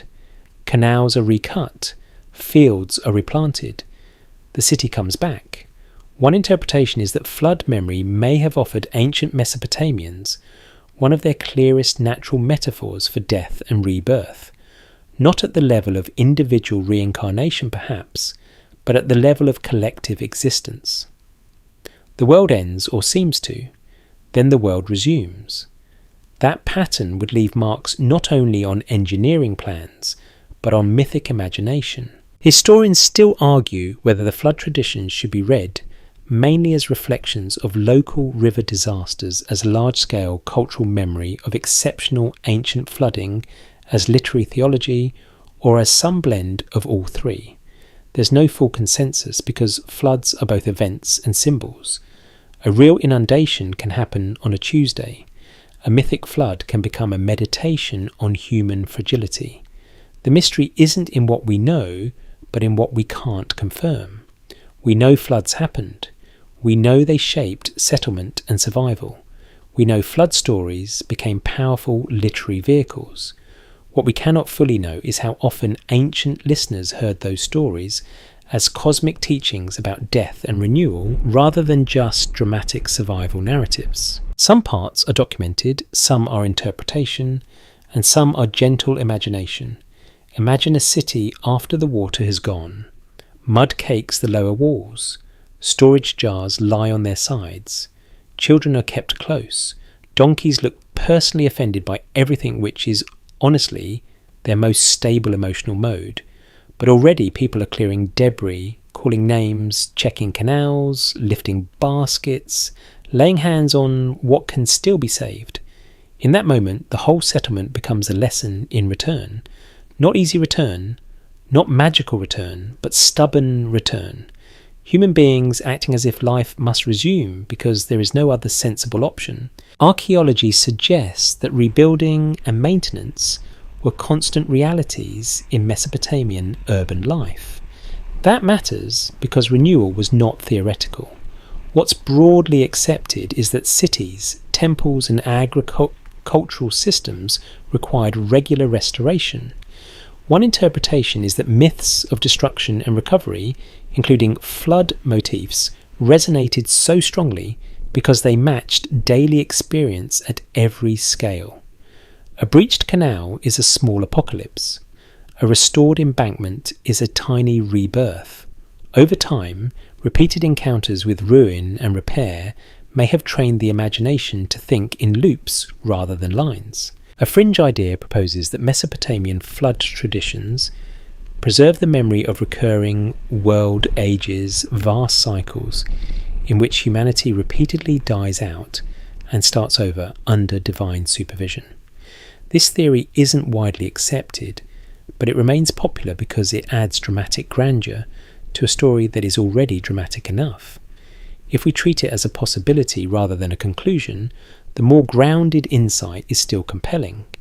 Flood stories dramatize the fragility of order and the possibility of renewal without requiring us to believe in a complete cosmic reset every few thousand years. Ancient people did not need a secret lost super civilization to understand that the world can feel newly made after catastrophe. A receding river will teach you that for free. What if the story is pointing at something else? What if flood memory helped Mesopotamian religion? Imagine rebirth less as a private spiritual event and more as a communal and ecological one. The field is reborn. The city is reborn. Sacred order is reborn. Human beings survive by entering that pattern, repairing what broke, and accepting that restoration is part of life's design. That reading stays close to the evidence we have. It also fits the tone of the region's myths, where the gods and the landscape are often tangled together, and where survival depends less on escaping nature than on negotiating with it constantly, like a homeowner in a very passive-aggressive neighbourhood. The evidence we do have points to flood as one of Mesopotamia's great teachers. It teaches impermanence. It teaches dependence. It teaches that structures fail and can be rebuilt. It teaches that endings are sometimes partial and beginnings are often muddy. One interpretation is that such a world would naturally produce stories where death is not the opposite of life, but one phase in a repeating drama of loss and return. That is suggestive, not conclusive. Still, it is hard to ignore how often the rivers rehearse the same lesson. Disappearance is frightening, but reappearance is possible. And perhaps that is why the flood stories linger so powerfully in the imagination. They do not offer a clean victory over death. They offer survival through it, beyond it, after it. They teach that what is swept away may not be gone forever, though it rarely comes back unchanged. Most historians agree that Mesopotamian flood traditions reflect both environmental reality and literary shaping. Archaeology suggests that rebuilding after damage was woven into the region's ordinary life. One interpretation is that the cycle of destruction and restoration along the rivers gave ancient writers a natural grammar for thinking about death and rebirth. And what if every time the waters fell back from the fields, leaving behind silt, silence, and one more chance to begin, the people of Sumer felt the whole world exhale and start again. The world exhales and starts again, and once you notice that rhythm in rivers and fields, you begin to notice it at night as well, in the sleep of the city, and in the strange seriousness with which Mesopotamians treated dreams, omens, and signs. Darkness in Sumer is not empty. It hums with possibility, with unease, with interpretation. Most historians agree that ancient Mesopotamians paid close attention to dreams and omens, and that later Mesopotamian scholarship in particular produced extensive traditions of divination and dream interpretation. Archaeology suggests that signs in the sky, in the body, in unusual events, and in dreams could all be read as meaningful. The evidence we do have points to a culture that did not assume night was merely downtime. Night was data. You lie there in imagination on a woven mat inside a mud brick room. Outside, the air cools over the courtyard. Somewhere a dog barks once and decides that is enough effort for the evening. A lamp burns low. In sleep, the boundaries of the world loosen. A dead relative appears. A god speaks. A house collapses in symbolic miniature. Water rises where it should not.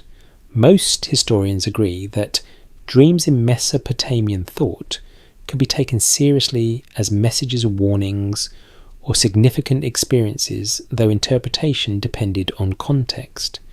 One interpretation is that dreams offered an especially fertile setting for ancient people to imagine contact across the boundary between life and death. A careful reading might suggest that the night itself became a kind of threshold, not unlike a temple doorway or underworld gate, where the absent could briefly feel near again. What's broadly accepted is that Mesopotamian divination was a major scholarly and ritual enterprise, especially in later periods, with trained experts examining omens from many sources. That point needs care, because not every detailed omen text belongs specifically to early Sumerian city life in a narrow sense. If the evidence is thin, we'll say so. We'll keep the solid ground separate from the mist. The solid ground is that Mesopotamian culture, broadly including traditions shaped by Sumerian foundations, treated dreams and signs as meaningful. The mist begins when modern readers assume every dream account is proof of ghost visitation or a map of the soul's journey after death. Still, it is not hard to see why dreams would matter to a civilization already steeped in descent and return. In a dream, the absent return. The dead speak without needing a body. Time folds strangely. Places overlap. You wake with the feeling that something happened, even if language cannot fully pin it down. One interpretation is that dreams may have reinforced the sense that death was not absolute non-presence. A more cautious explanation could be that dreams simply gave emotional form to grief, memory, fear, and desire. That's a possibility, not a certainty. But even that cautious explanation is important, because when grief enters dream space, the lost person reappears in a way that feels experientially real. For a few moments, the separation softens. Historians still argue whether ancient dream reports should be understood mainly as private psychological experiences culturally coded, divine communication literary devices, or some combination of all three. There's no full consensus, and that is hardly surprising. Dreams are slippery now, and they were slippery then. The mystery isn't in what we know, but in what we can't confirm. We know dreams were interpreted. We know omens mattered. We know the living remained concerned with the dead and with divine intention. What we cannot fully know is how often ancient people experienced dreams of the dead as symbolic reassurance, literal contact, unresolved mourning, or all of the above before breakfast. Some parts are documented, some are interpretation, and some are gentle imagination. Imagine a widow waking before dawn after dreaming of her husband seated calmly beside a bowl of water. He says nothing grand, no cosmic speech, no thunder, no formal oracle. He just looks present. The dream lingers through the morning meal. She tells a relative. Perhaps a ritual follows. Perhaps an offering is made. In that quiet sequence, the dead return through night, not bodily, not permanently, but enough to alter the emotional weather of the day. That is not evidence for reincarnation. Let me rephrase that more carefully. It is not confirmation of anything so sweeping, but it raises the possibility that ancient people lived with recurrent experiences that made the boundary between worlds feel thinner than strict doctrine might suggest. Archaeology suggests that household religion, ancestor concern, and formal divinatory practice all coexisted within Mesopotamian life, though not always in the same settings or with the same purpose. What's broadly accepted is that signs mattered because uncertainty mattered. Crops could fail, illness could strike, political fortunes could reverse, death could interrupt everything. In such a world, omens were not a hobby for bored intellectuals with too much clay. They were part of decision-making and meaning-making. One interpretation is that dreams of the dead, or signs associated with absence, may have helped integrate loss into a wider cosmos of communication. The dead may not return in flesh, but messages, memories, and presences keep surfacing through the night. A fringe idea proposes that the Mesopotamians possessed a hidden dream science in which sleep allowed the soul to travel temporarily through the same realms it would later cross in death, making dreams a rehearsal for rebirth. This theory isn't widely accepted, and the evidence for such a fully developed system is thin. If we treat it as a possibility rather than a conclusion, the more grounded point remains strong. Dreams can make return feel plausible. When a culture already values omens and ritual signs, dream encounters with the absent may deepen the sense that existence moves between visible and invisible states more fluidly than daylight logic prefers. What if the story is pointing at something else? What if the role of dreams in Mesopotamian life tells us that rebirth in this context may sometimes mean recurrence of presence rather than literal new embodiment? The lost return in image, in memory, in symbolic message, in nocturnal encounter. The night becomes a theatre where separation is rehearsed and softened over and over again. That reading fits well with the broader pattern we have been following. The underworld remains real and grim in the literature, yet life keeps finding ways to reach across absence through ritual, through myth, through dreams, through repeated acts of attention. And omens widen that logic beyond private sleep.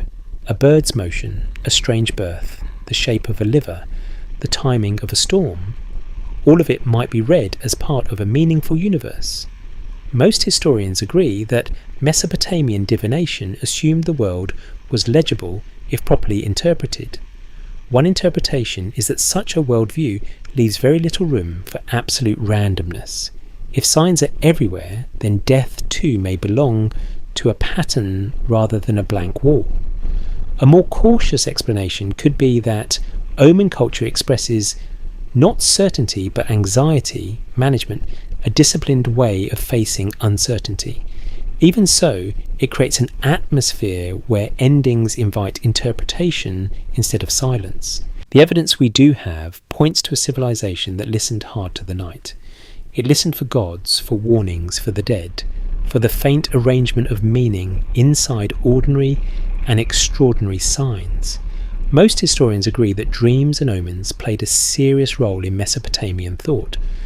One interpretation is that these nocturnal and symbolic returns helped people imagine that the lost were not wholly inaccessible, even if they remained beyond full recovery. And what if the darkest hours, with the lamp nearly out and the city finally quiet, were exactly when ancient Sumer felt closest to the possibility that absence was never as complete as daylight claimed? That possibility of absence never being complete draws you back out of the household and into the temple precinct, where the city gathers its fears, hopes, grain music, and smoke into one carefully managed sacred machine. If dreams make the night feel porous, temples make time itself feel negotiable. Most historians agree that temples stood at the centre of Mesopotamian civic and religious life, serving not only as places of worship, but as economic, administrative, and ceremonial institutions. Archaeology suggests that temple complexes managed land, labour offerings, and ritual performance on a significant scale. The evidence we do have points to a world in which sacred space was not tucked away in a private corner. It stood at the very heart of public order, like a city hall, designed by people who thought the cosmos needed daily maintenance. You step into that space at festival time. Incense drifts through the warm air. Drums pulse softly from deeper within the precinct. Priests move in measured patterns. Singers repeat lines older than their grandfathers' grandfathers. Oil lamps flicker against plaster and baked brick. What's broadly accepted is that Mesopotamian religion involved formal offerings, processions, hymns, prayers, and cyclical rituals tied to both divine honour and civic stability. A careful reading might suggest that temple ritual did more than please the gods. It may also have helped the community rehearse renewal itself over and over until restoration felt woven into the structure of time. That is a possibility, not a certainty, but it fits the wider pattern we have been tracing through myth, kingship, burial, and flood. Most historians agree that Mesopotamian festivals could reenact important divine relationships and sacred narratives, though the exact details of early Sumerian practice are not always fully recoverable. If the evidence is thin, we'll say so. We'll keep the solid ground separate from the mist. The solid ground is that ritual repetition mattered deeply. The mist begins when modern imagination turns every procession into a secret initiation drama with 12 hidden meanings and a soundtrack. Sometimes a festival is already mysterious enough without adding laser effects. The point is not spectacle for its own sake. The point is recurrence. The city remembers the gods by doing again what was done before. That repetition matters because ritual is one of humanity's oldest technologies for dealing with death. You repeat what might otherwise vanish. You bring back what cannot literally be restored by staging it, singing it, naming it, feeding it, and moving through it with others.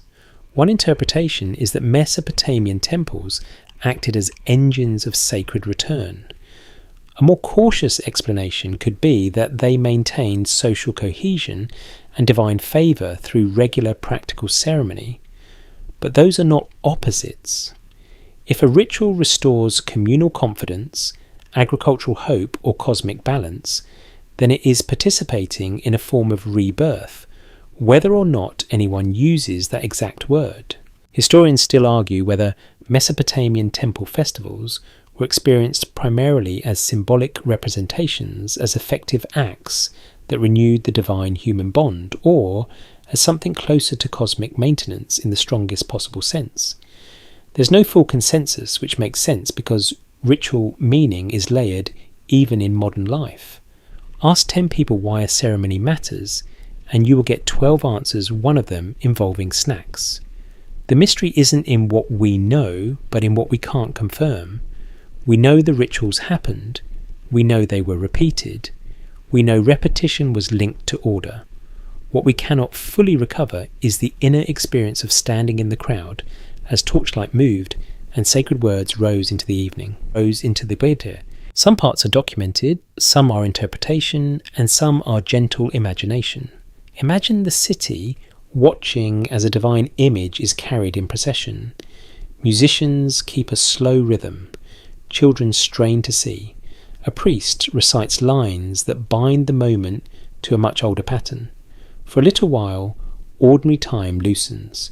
The same streets are there, the same walls, the same people with aching feet and unfinished chores, but the event places them inside something larger. They are not just living through another day, they are participating in a return, a renewal of favour, order and meaning. Even if the crops are uncertain and the future is foggy, the ritual says the pattern still holds. Archaeology suggests that temple economies were intertwined with seasonal and agricultural life, which matters because sacred renewal was never detached from material survival. What's broadly accepted is that temples received offerings from the produce of the land and helped structure the rhythms of labour and worship. One interpretation is that this gave ritual repetition a direct relationship to life and death as ordinary people felt it. When the temple honours the gods at the right time, the fields may prosper. When the fields prosper, the city lives. When the city lives, memory continues. The cycle is theological, agricultural, and political all at once. That layering is one reason these texts and practices resist simple explanation. A fringe idea proposes that temple rites encoded an esoteric system of soul renewal, with each festival guiding participants through symbolic death and rebirth, even if they did not consciously realise it. This theory isn't widely accepted, but it is not hard to see why it appeals. Rituals do often feel like portals, especially in hindsight, if we treat it as a possibility rather than a conclusion. The better grounded insight is this repeated ritual changes how time is felt. It makes past events present again. It lets a community re-enter an origin, a promise, or a sacred drama. That alone can make life seem less trapped inside one-way loss. What if the story is pointing at something else? What if the temple's true rebirth power lies not in teaching literal reincarnation, but in refusing to let time behave like a straight road to oblivion. Each festival says return is possible. Each offering says relationship continues. Each hymn says an old voice can speak again. Each procession says the city can walk once more inside a sacred pattern older than any living person. That reading stays close to the evidence, and it also helps explain why temple life mattered so profoundly. Without ritual recurrence, the city would still exist, perhaps, but it would feel exposed, as if history were just a series of losses stacked one on another without reply. Most historians agree that Mesopotamian religion did not separate civic order from sacred performance in the modern way. Temples held those things together.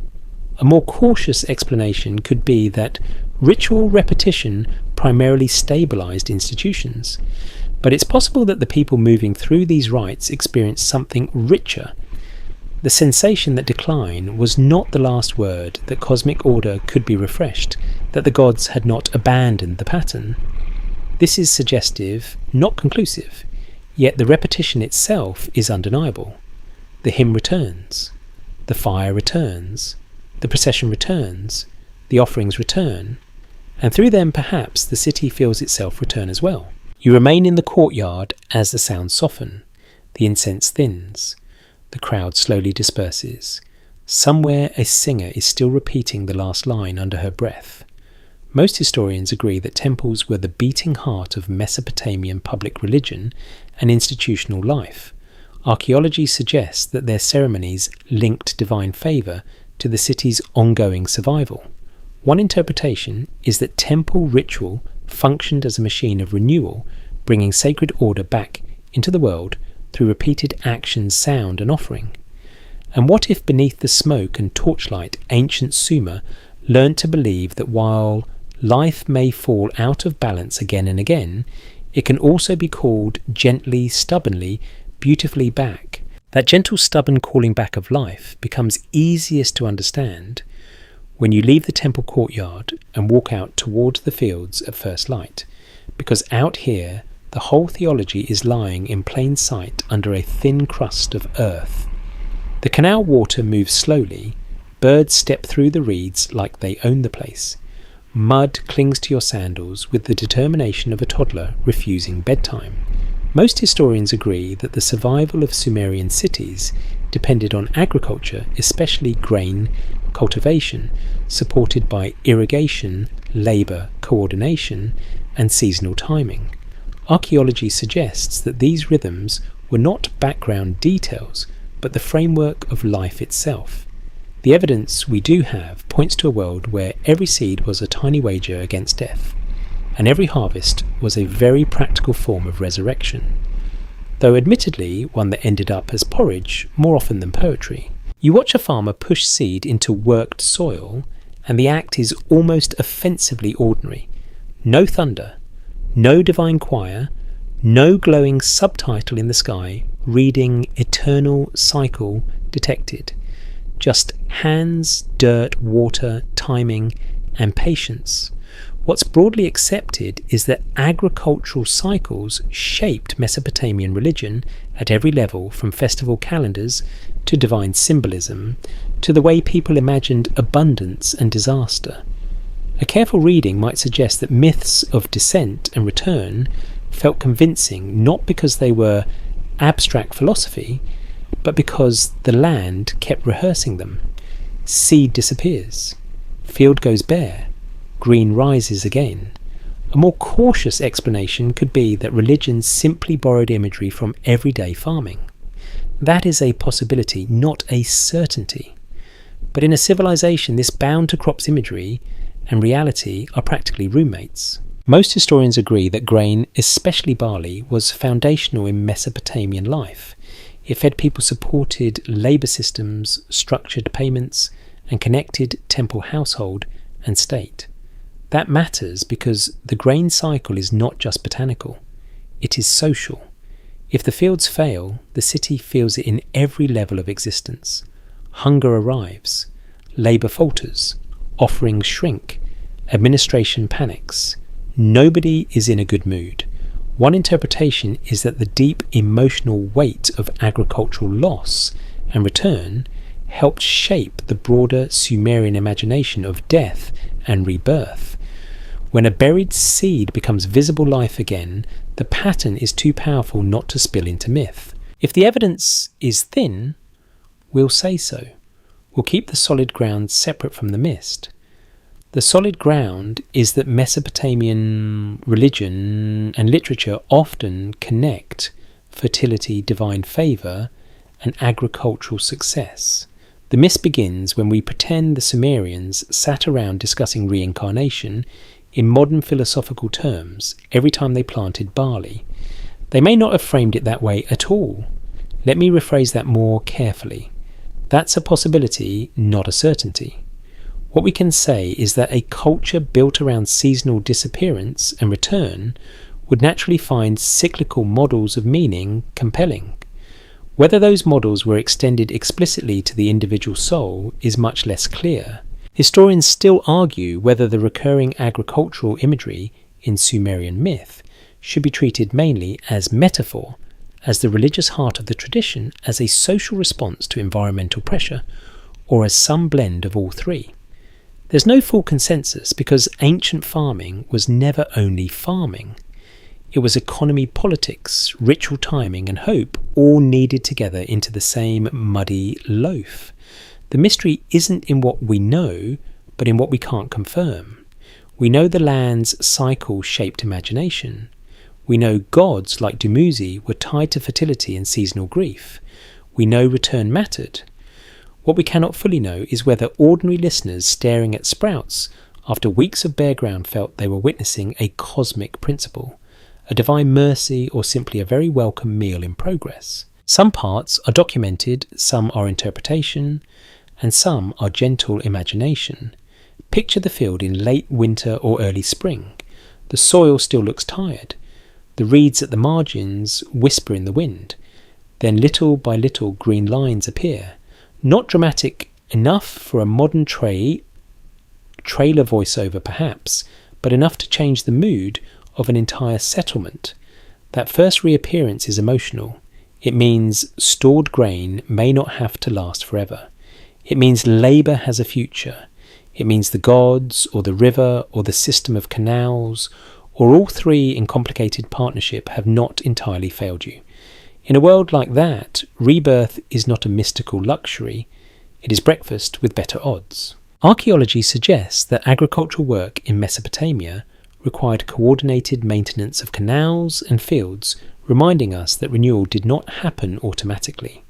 This matters for the myths too. What's broadly accepted is that the Sumerian cycle of life depended on human labour meeting environmental opportunity. One interpretation is that this helps explain why death and return stories in Mesopotamia rarely feel effortless. Restoration costs something. Someone mourns, someone labours, someone petitions the gods, someone clears the silt. The field comes back, yes, but not because the universe is casually generous. It comes back because the whole world leans into the possibility of return. A fringe idea proposes that ancient agrarian religions encoded an early hidden science of consciousness, using the seed as a literal symbol of the soul entering matter and re-emerging in a new body. This theory isn't widely accepted, but it remains popular because seeds are almost unbearably symbolic. If we treat it as a possibility rather than a conclusion, the more grounded point is still striking. Agricultural life makes cyclical thinking feel obvious. You bury what appears lifeless and later receive something living. Even if that does not prove reincarnation, it raises the possibility that the natural world gave ancient people a persuasive emotional grammar for imagining that death might not be simple extinction. What if the stories are pointing at something else? What if the grain cycle taught Sumerians not that individuals necessarily return in a new form, but that existence itself is structured around recurring loss and renewal, and that human beings belong inside that pattern, whether they fully understand it or not? That reading stays close to the evidence. It also explains the texture of the myths we have seen so far. Inanna descends and rises. Dumuzi is mourned and returns in season. Cities fall and are restored. Temples repeat sacred time. The dead remain in ritual memory. The field itself disappears into earth and comes back green. You do not need a single formal doctrine to feel the world humming with recurrence. Most historians agree that agricultural dependence shaped Mesopotamian cosmology as much as its economy. Archaeology suggests that the rhythms of sowing, waiting, and harvesting would have been among the most powerful recurring experiences in daily life. One interpretation is that these rhythms offered the clearest earthly analogy for the larger mysteries of mortality. A more cautious explanation could be that later readers, including us, may be connecting these patterns more boldly than some ancient farmers ever did. Fair enough. Ancient people also had days where they were simply exhausted and hoping the canal gate held. Still symbols do not need everyone to discuss them out loud in order to matter. Sometimes a civilization thinks with its hands long before it thinks with theory. So you stay at the field edge a little longer, watching light spread over the barley, watching ordinary life perform its oldest miracle without fanfare. Most historians agree that Sumerian survival was rooted in the seasonal and irrigated cycle of agriculture. The evidence we do have points to a society that watched disappearance and return happen in the soil every year. One interpretation is that the land itself gave Sumerian religion its deepest lesson in death and rebirth, not as a slogan, but as a lived rhythm of burial waiting and green return. And what if every seed pushed into the earth carried a small silent suggestion that endings in this world are rarely as final as they first appear? That small silent suggestion follows you from the field into one of the oldest and most human stories to survive from Mesopotamia. Because once you start thinking about endings that may not be final, it is almost impossible not to arrive at Gilgamesh. Most historians agree that the Epic of Gilgamesh, preserved most fully in later Akkadian versions, but drawing on older Sumerian traditions and poems about Gilgamesh, is one of the ancient world's great meditations on mortality. Archaeology suggests that the figure of Gilgamesh may have roots in early Mesopotamian kingship memory, though the literary character becomes something far larger than a historical ruler. The evidence we do have points to a hero story obsessed less with conquest than with the one enemy nobody can outmuscle forever, death itself, which is inconvenient if your entire personality is built around being very impressive. You meet Gilgamesh most sharply after loss.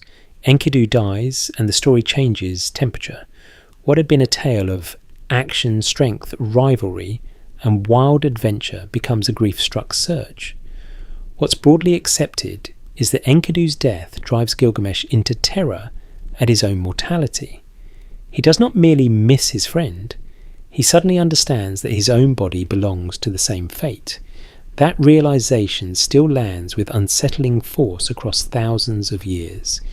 One interpretation is that the epic preserves in heroic form the same anxiety we have already seen moving through kingship burial and ritual. How do you live when you know you will end? A more cautious explanation could be that the poem explores fame and kingship more than rebirth. That is a possibility, not a certainty. But the longing inside it keeps pushing towards something beyond simple acceptance. Most historians agree that the epic's surviving form is not a clean Sumerian document in the narrowest sense, and that it reflects long development across time, language, and literary tradition. That distinction matters. If the evidence is thin, we'll say so. We'll keep the solid ground separate from the mist. The solid ground is that older Sumerian Gilgamesh tales feed into a broader Mesopotamian work that wrestles deeply with death.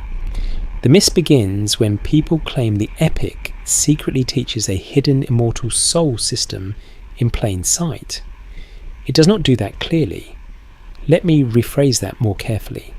That's a possibility modern readers sometimes explore, not a mainstream conclusion. Gilgamesh goes in search of Utnapishtim, the flood survivor granted extraordinary life beyond ordinary human limits. What's broadly accepted is that this journey is not just geographic, it is existential.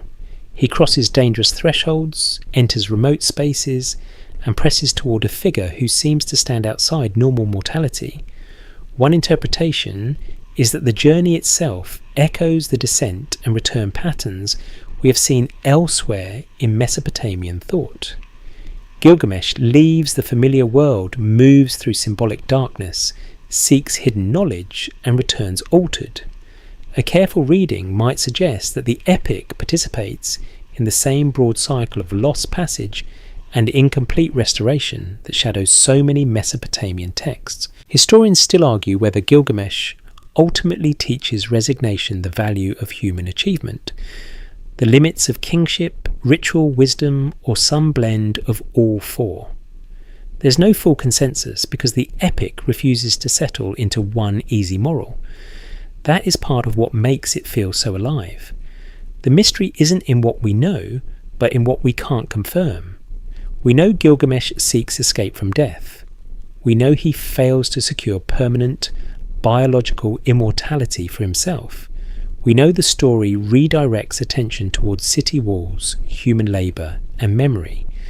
What we cannot fully determine is whether ancient audiences heard that ending as consolation, warning, initiation, or all of them layered together like mud brick and plaster. Some parts are documented, some are interpretation, and some are gentle imagination. Picture Gilgamesh at the edge of the sea, exhausted salt on his skin, grief still lodged in him like a splinter that will not come free. He has seen too much to go back unchanged. He wants an answer that will cancel loss. Instead, the story gives him something quieter and harsher. He learns of a plant associated with renewal, often paraphrased as a kind of rejuvenation, and for one brief moment the possibility of return glimmers. Then the serpent takes it, which is just an unreasonably rude plot development if we are being honest. Yet it matters. Renewal exists in the story, but Gilgamesh cannot keep it. One interpretation is that this moment reveals the Mesopotamian pattern in miniature. Life renews, but not always, for the individual in the way he wants. Rejuvenation is imaginable. Restoration is real in some form. But personal mastery over death remains out of reach. A more cautious explanation could be that the serpent episode simply reinforces mortality by showing how even near success can slip away. That reading is certainly mainstream and strong. Still, the very presence of the plant keeps the imagination open. The story is not built as a blank denial. It raises the possibility of renewal and then withholds it, forcing both hero and audience to think more carefully about what kind of permanence is actually available. A fringe idea proposes that the Gilgamesh story preserves fragments of an older rebirth teaching, later softened into a lesson about fame and civic memory. This theory isn't widely accepted, but it persists because the epic is so haunted by lost possibilities. If we treat it as a possibility rather than a conclusion, the more grounded takeaway is still powerful. The epic may suggest that immortality in Mesopotamian thought often shifts from the body to the work, from flesh to city, from heartbeat to inscription. That does not erase grief. It does, however, place the individual inside a wider continuity, the walls of Uruk, the poems themselves, the remembered name. What if the story is pointing at something else? What if Gilgamesh does not reject rebirth so much as redefine it? He does not return from his quest with eternal youth. He returns with a changed relationship to time. The city walls matter. Human making matters. Enduring record matters. Friendship matters precisely because it ends. In that sense, the epic stands beside the scribes we met earlier. Writing becomes a form of return. The hero's body dies someday, but the story crosses centuries. That reading stays very close to the evidence we have. It also fits the broader Mesopotamian pattern, where cycles of renewal appear most clearly in ritual, kingship, agriculture, divine myth, and cultural memory, rather than in a fully stated doctrine of personal reincarnation. Most historians agree that the epic's emotional centre is mortality rather than easy transcendence. Archaeology suggests that the Mesopotamian world from which it emerged already held many layered ideas about memory, divine order, death and return. One interpretation is that Gilgamesh gathers those tensions into one unforgettable question: what remains when life cannot be extended indefinitely? A more cautious explanation could be that the answer is simply fame and civic legacy. But it's possible the answer is broader than that.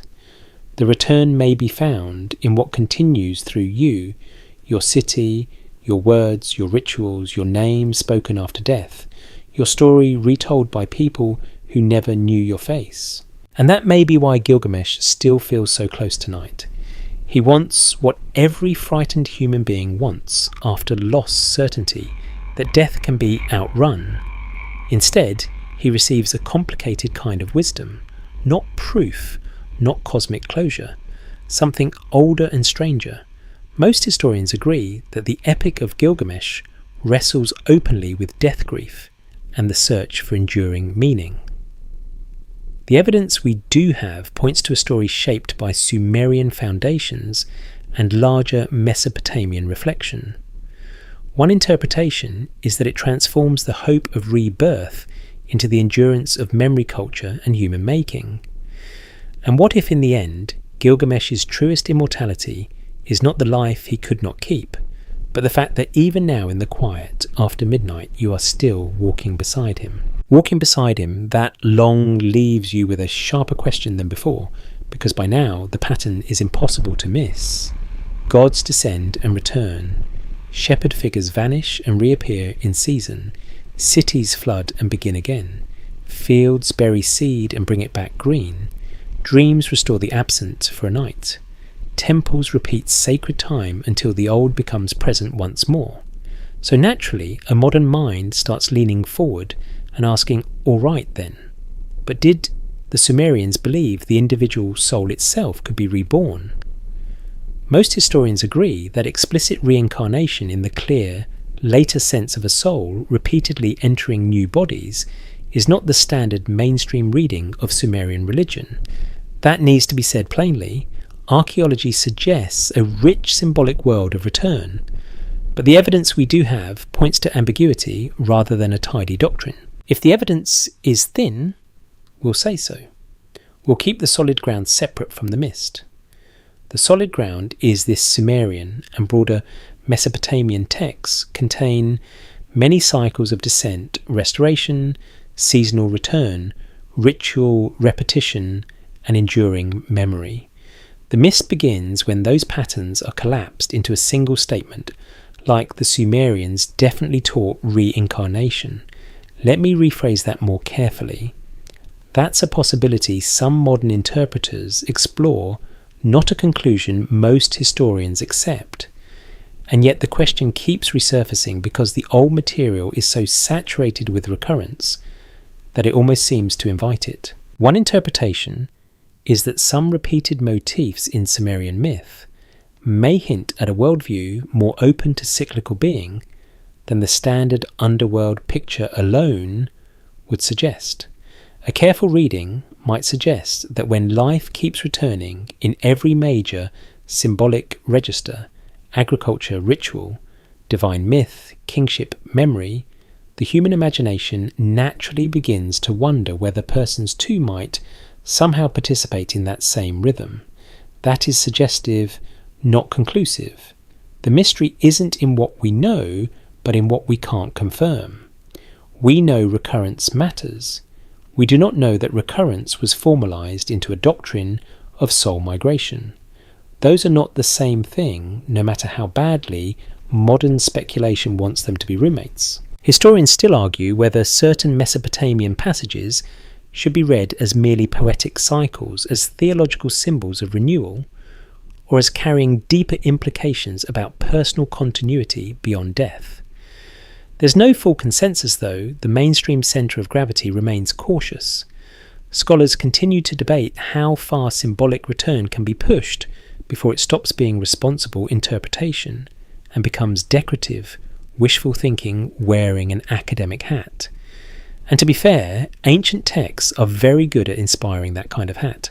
A fringe idea proposes that Sumerian religion contained an early, partially hidden concept of rebirth, later echoed in other traditions, but preserved only in broken, mythic fragments and ritual patterns.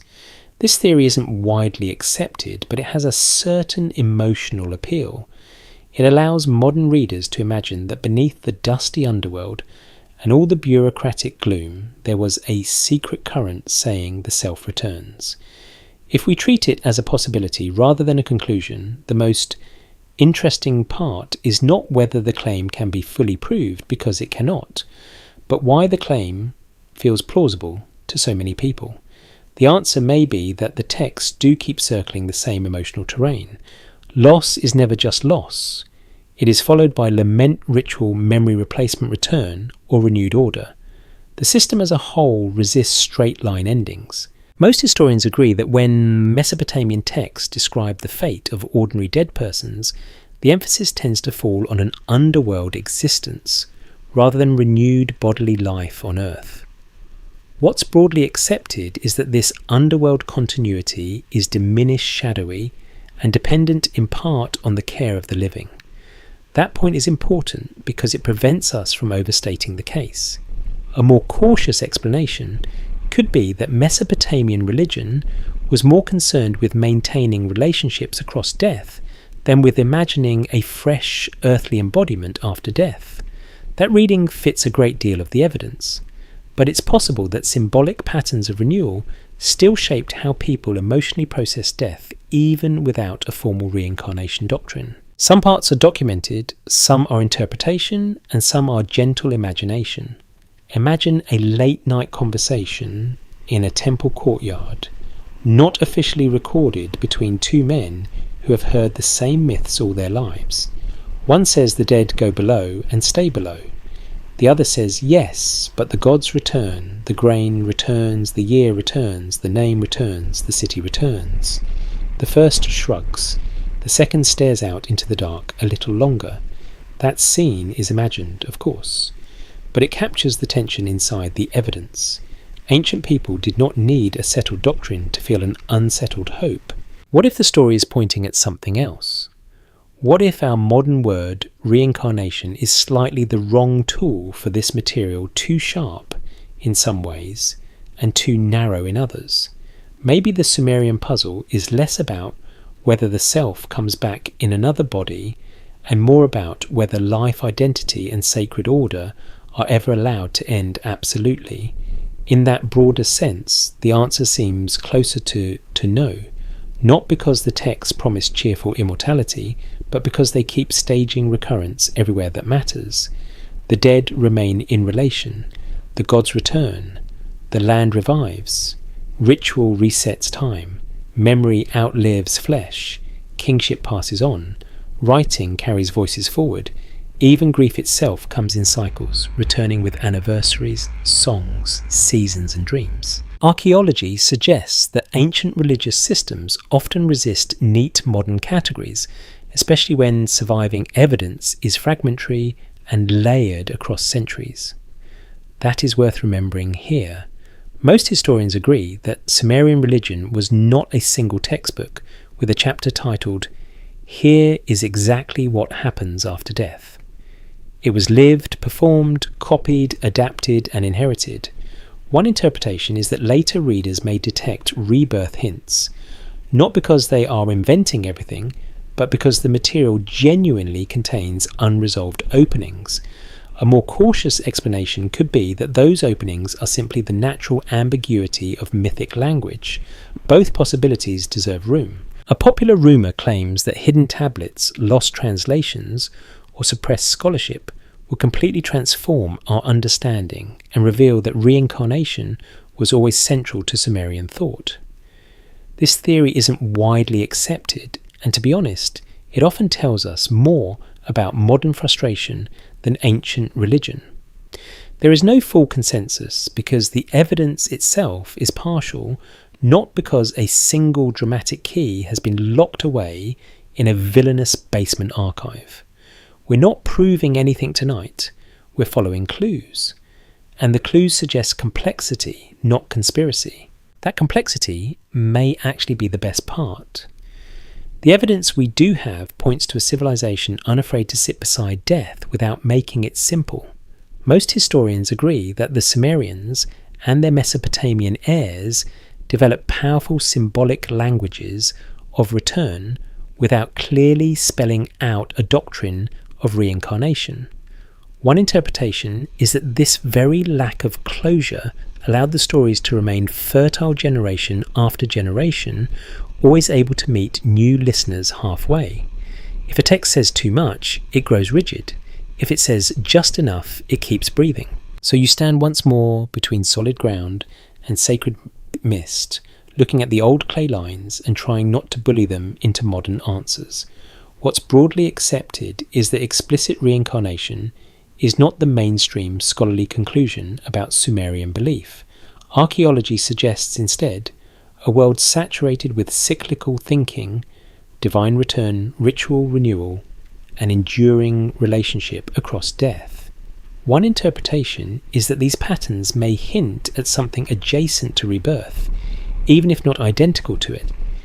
And what if the oldest wisdom here is not a hidden doctrine at all, but a quieter lesson that existence keeps finding ways to return without ever having to explain itself completely? That quieter lesson keeps moving long after the first Sumerian cities fade, because old myths rarely stay politely in their original neighbourhood. They travel. They are translated, adapted, argued over, folded into new empires, and dressed in slightly different theological clothing, while still carrying the same old bones underneath. Most historians agree that Sumerian mythology did not vanish when Sumerians ceased to be a living spoken language. Archaeology suggests that Sumerian texts, themes and divine figures flowed into Akkadian, Babylonian and broader Mesopotamian traditions through centuries of copying and reinterpretation. The evidence we do have points to continuity with change, which is really just cultural rebirth with better record keeping. You can watch this process happen in slow motion if you linger among the tablets long enough. A Sumerian story is copied by later scribes. A divine name shifts slightly. A ritual emphasis changes. A poem gains a new setting or theological accent. What's broadly accepted is that Mesopotamian civilization built layer upon layer rather than replacing everything wholesale each time a dynasty changed. One interpretation is that this made myths of descent and return unusually resilient because they already fit a world where identities, languages and political orders were always passing through death-like transitions and emerging again in altered form. A more cautious explanation could be that literary survival simply reflects scribal conservatism and educational prestige. That is a possibility, not a certainty. But even conservatism can become a vehicle of return. Most historians agree that figures such as Inanna and Dumuzi did not disappear with early Sumer. Inanna's identity and functions flowed into the Akkadian Ishtar, while Dumuzi's later forms continued to echo through the ancient Near East in ritual and literary memory. What's broadly accepted is that these are not perfect one-to-one copies. Traditions evolve. Meanings widen, narrow or shift. Still, the pattern is clear enough. Gods descend through history almost the way they descend in myth, losing one garment here, gaining another there, and stepping out centuries later with a new accent. If the evidence is thin, we'll say so. We'll keep the solid ground separate from the mist. The solid ground is cultural transmission. The mist begins when people start claiming that every later religion is secretly just Sumer wearing a fake moustache. Historians still argue whether later Near Eastern and Mediterranean motifs of dying and returning divine figures reflect direct borrowing, broad regional patterning, parallel development, or some blend of all three. There's no full consensus because cultural influence is messy and rarely arrives with a signed receipt. The mystery isn't in what we know, but in what we can't confirm. We know Sumerian themes endured. We know Akkadian and later traditions preserved and reshaped earlier material. We know descent lament restoration and sacred recurrence remained powerful. What we cannot fully map is every path those themes took through the centuries, or exactly how each community heard them anew. One interpretation is that later cultures inherited not a single doctrine from Sumer, but a habit of asking the same question in different costumes.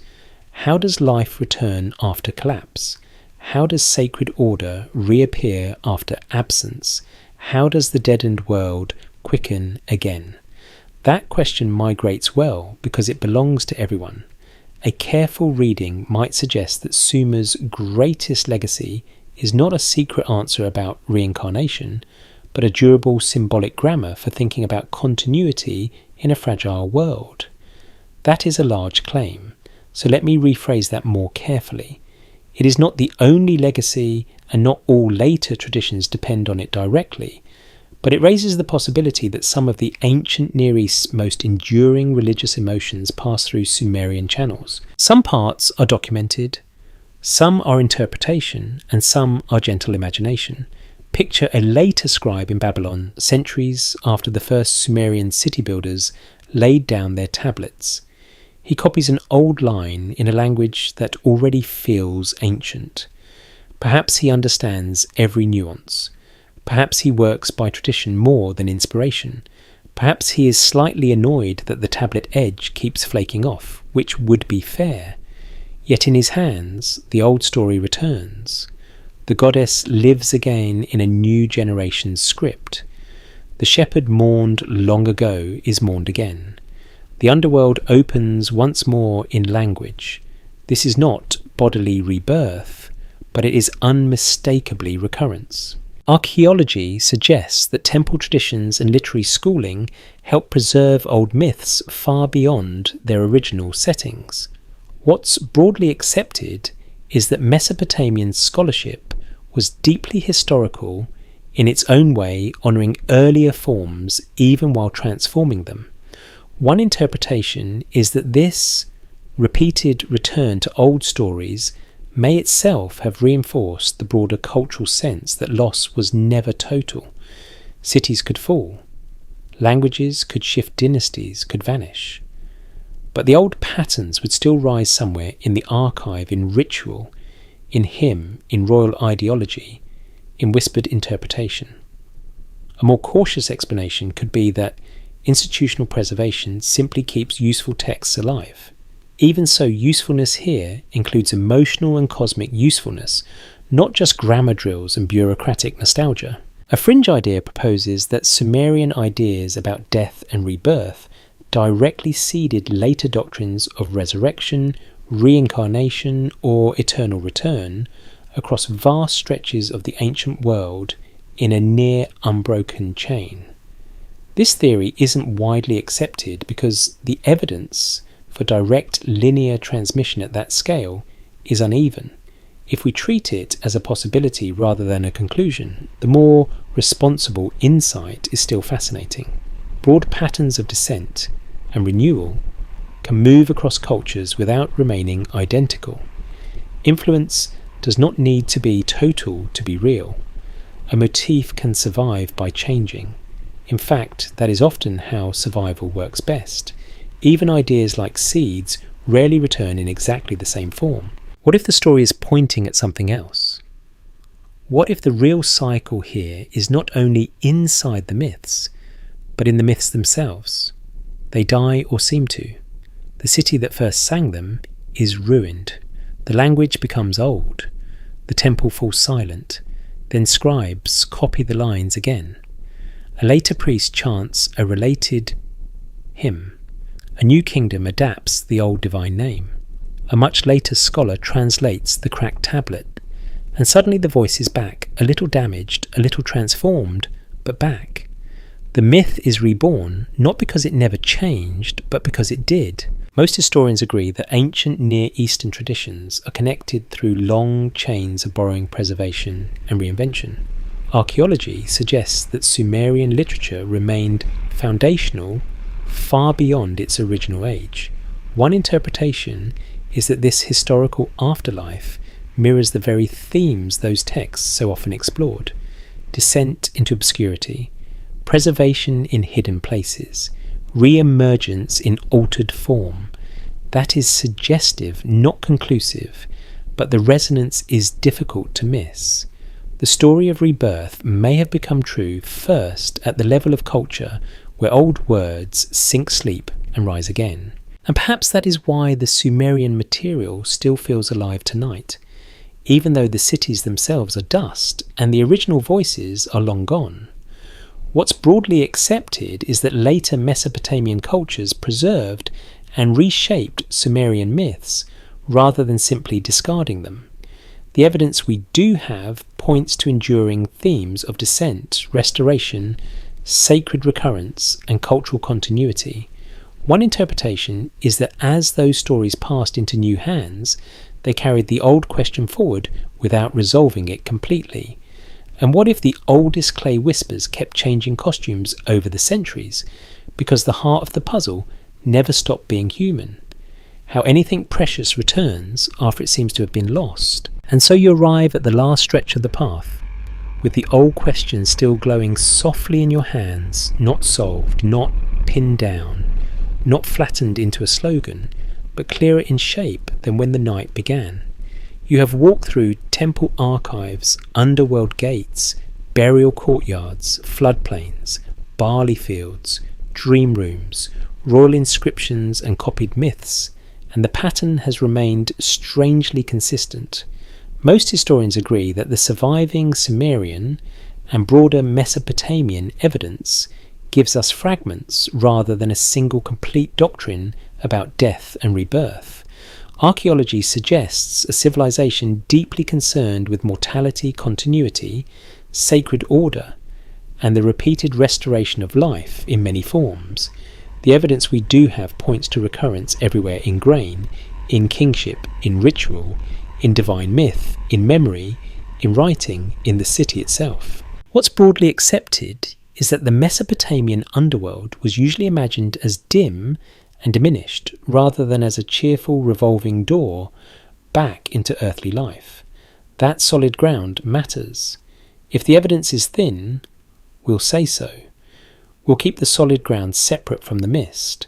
The solid ground is that explicit reincarnation is not the mainstream scholarly conclusion. One interpretation is that the Sumerians were not teaching soul migration in any later systematic sense, but were instead expressing a broader cosmic rhythm in which death never entirely escapes the pull of renewal.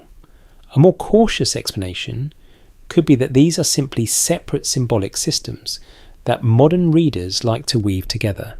That's a possibility, not a certainty. Yet the weaving is hard to resist because the threads keep lying so close together. Historians still argue whether the repeated patterns of descent and return in Mesopotamian literature should be read mainly as agricultural symbolism, ritual, theology, emotional processing of grief, political restoration, or some blend of all four. There's no full consensus, and perhaps there never needs to be. The mystery isn't in what we know, but in what we can't confirm. We know the dead were cared for. We know the gods could return. We know rituals reset sacred time. We know cities and fields lived by cycles of collapse and repair. We know writing itself allowed voices to outlast bodies. What we cannot fully know is how any one Sumerian standing in a courtyard at dusk or kneeling in a field at dawn drew those pieces together inside the private chambers of the heart. A fringe idea proposes that buried beneath all this material is a lost explicit doctrine of eternal rebirth that would make every symbol line up neatly if only one missing tablet were found. This theory isn't widely accepted, and honestly, the neatness of it should make you suspicious. Ancient religion is rarely neat. It is muddy, layered, adaptive, full of overlap and contradiction, much like a family storage closet or a river after heavy rain. If we treat it as a possibility rather than a conclusion, the more valuable lesson is simpler. The old texts do not give you certainty.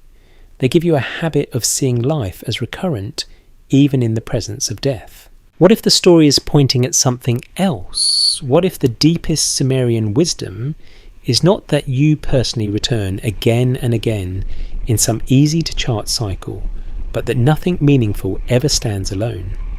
Death touches grain, grief kingship flood, ritual, memory, and the gods. So does renewal. One interpretation is that Sumerian thought sees existence as braided, rather than isolated, every ending tied to some other beginning. Every loss answered somewhere by repetition, restoration, or remembrance. That is suggestive, not conclusive, but after everything we have seen, it feels very close to the emotional truth of the tablets. Some parts are documented, some are interpretation, and some are gentle imagination. Imagine the last light on a ziggurat stair. Imagine a cracked tablet cooling after the heat of the day. Imagine a bowl of water set out for the dead. Imagine a scribe copying a line older than his own language. Imagine a field going dark in winter and lifting green again when the river allows it.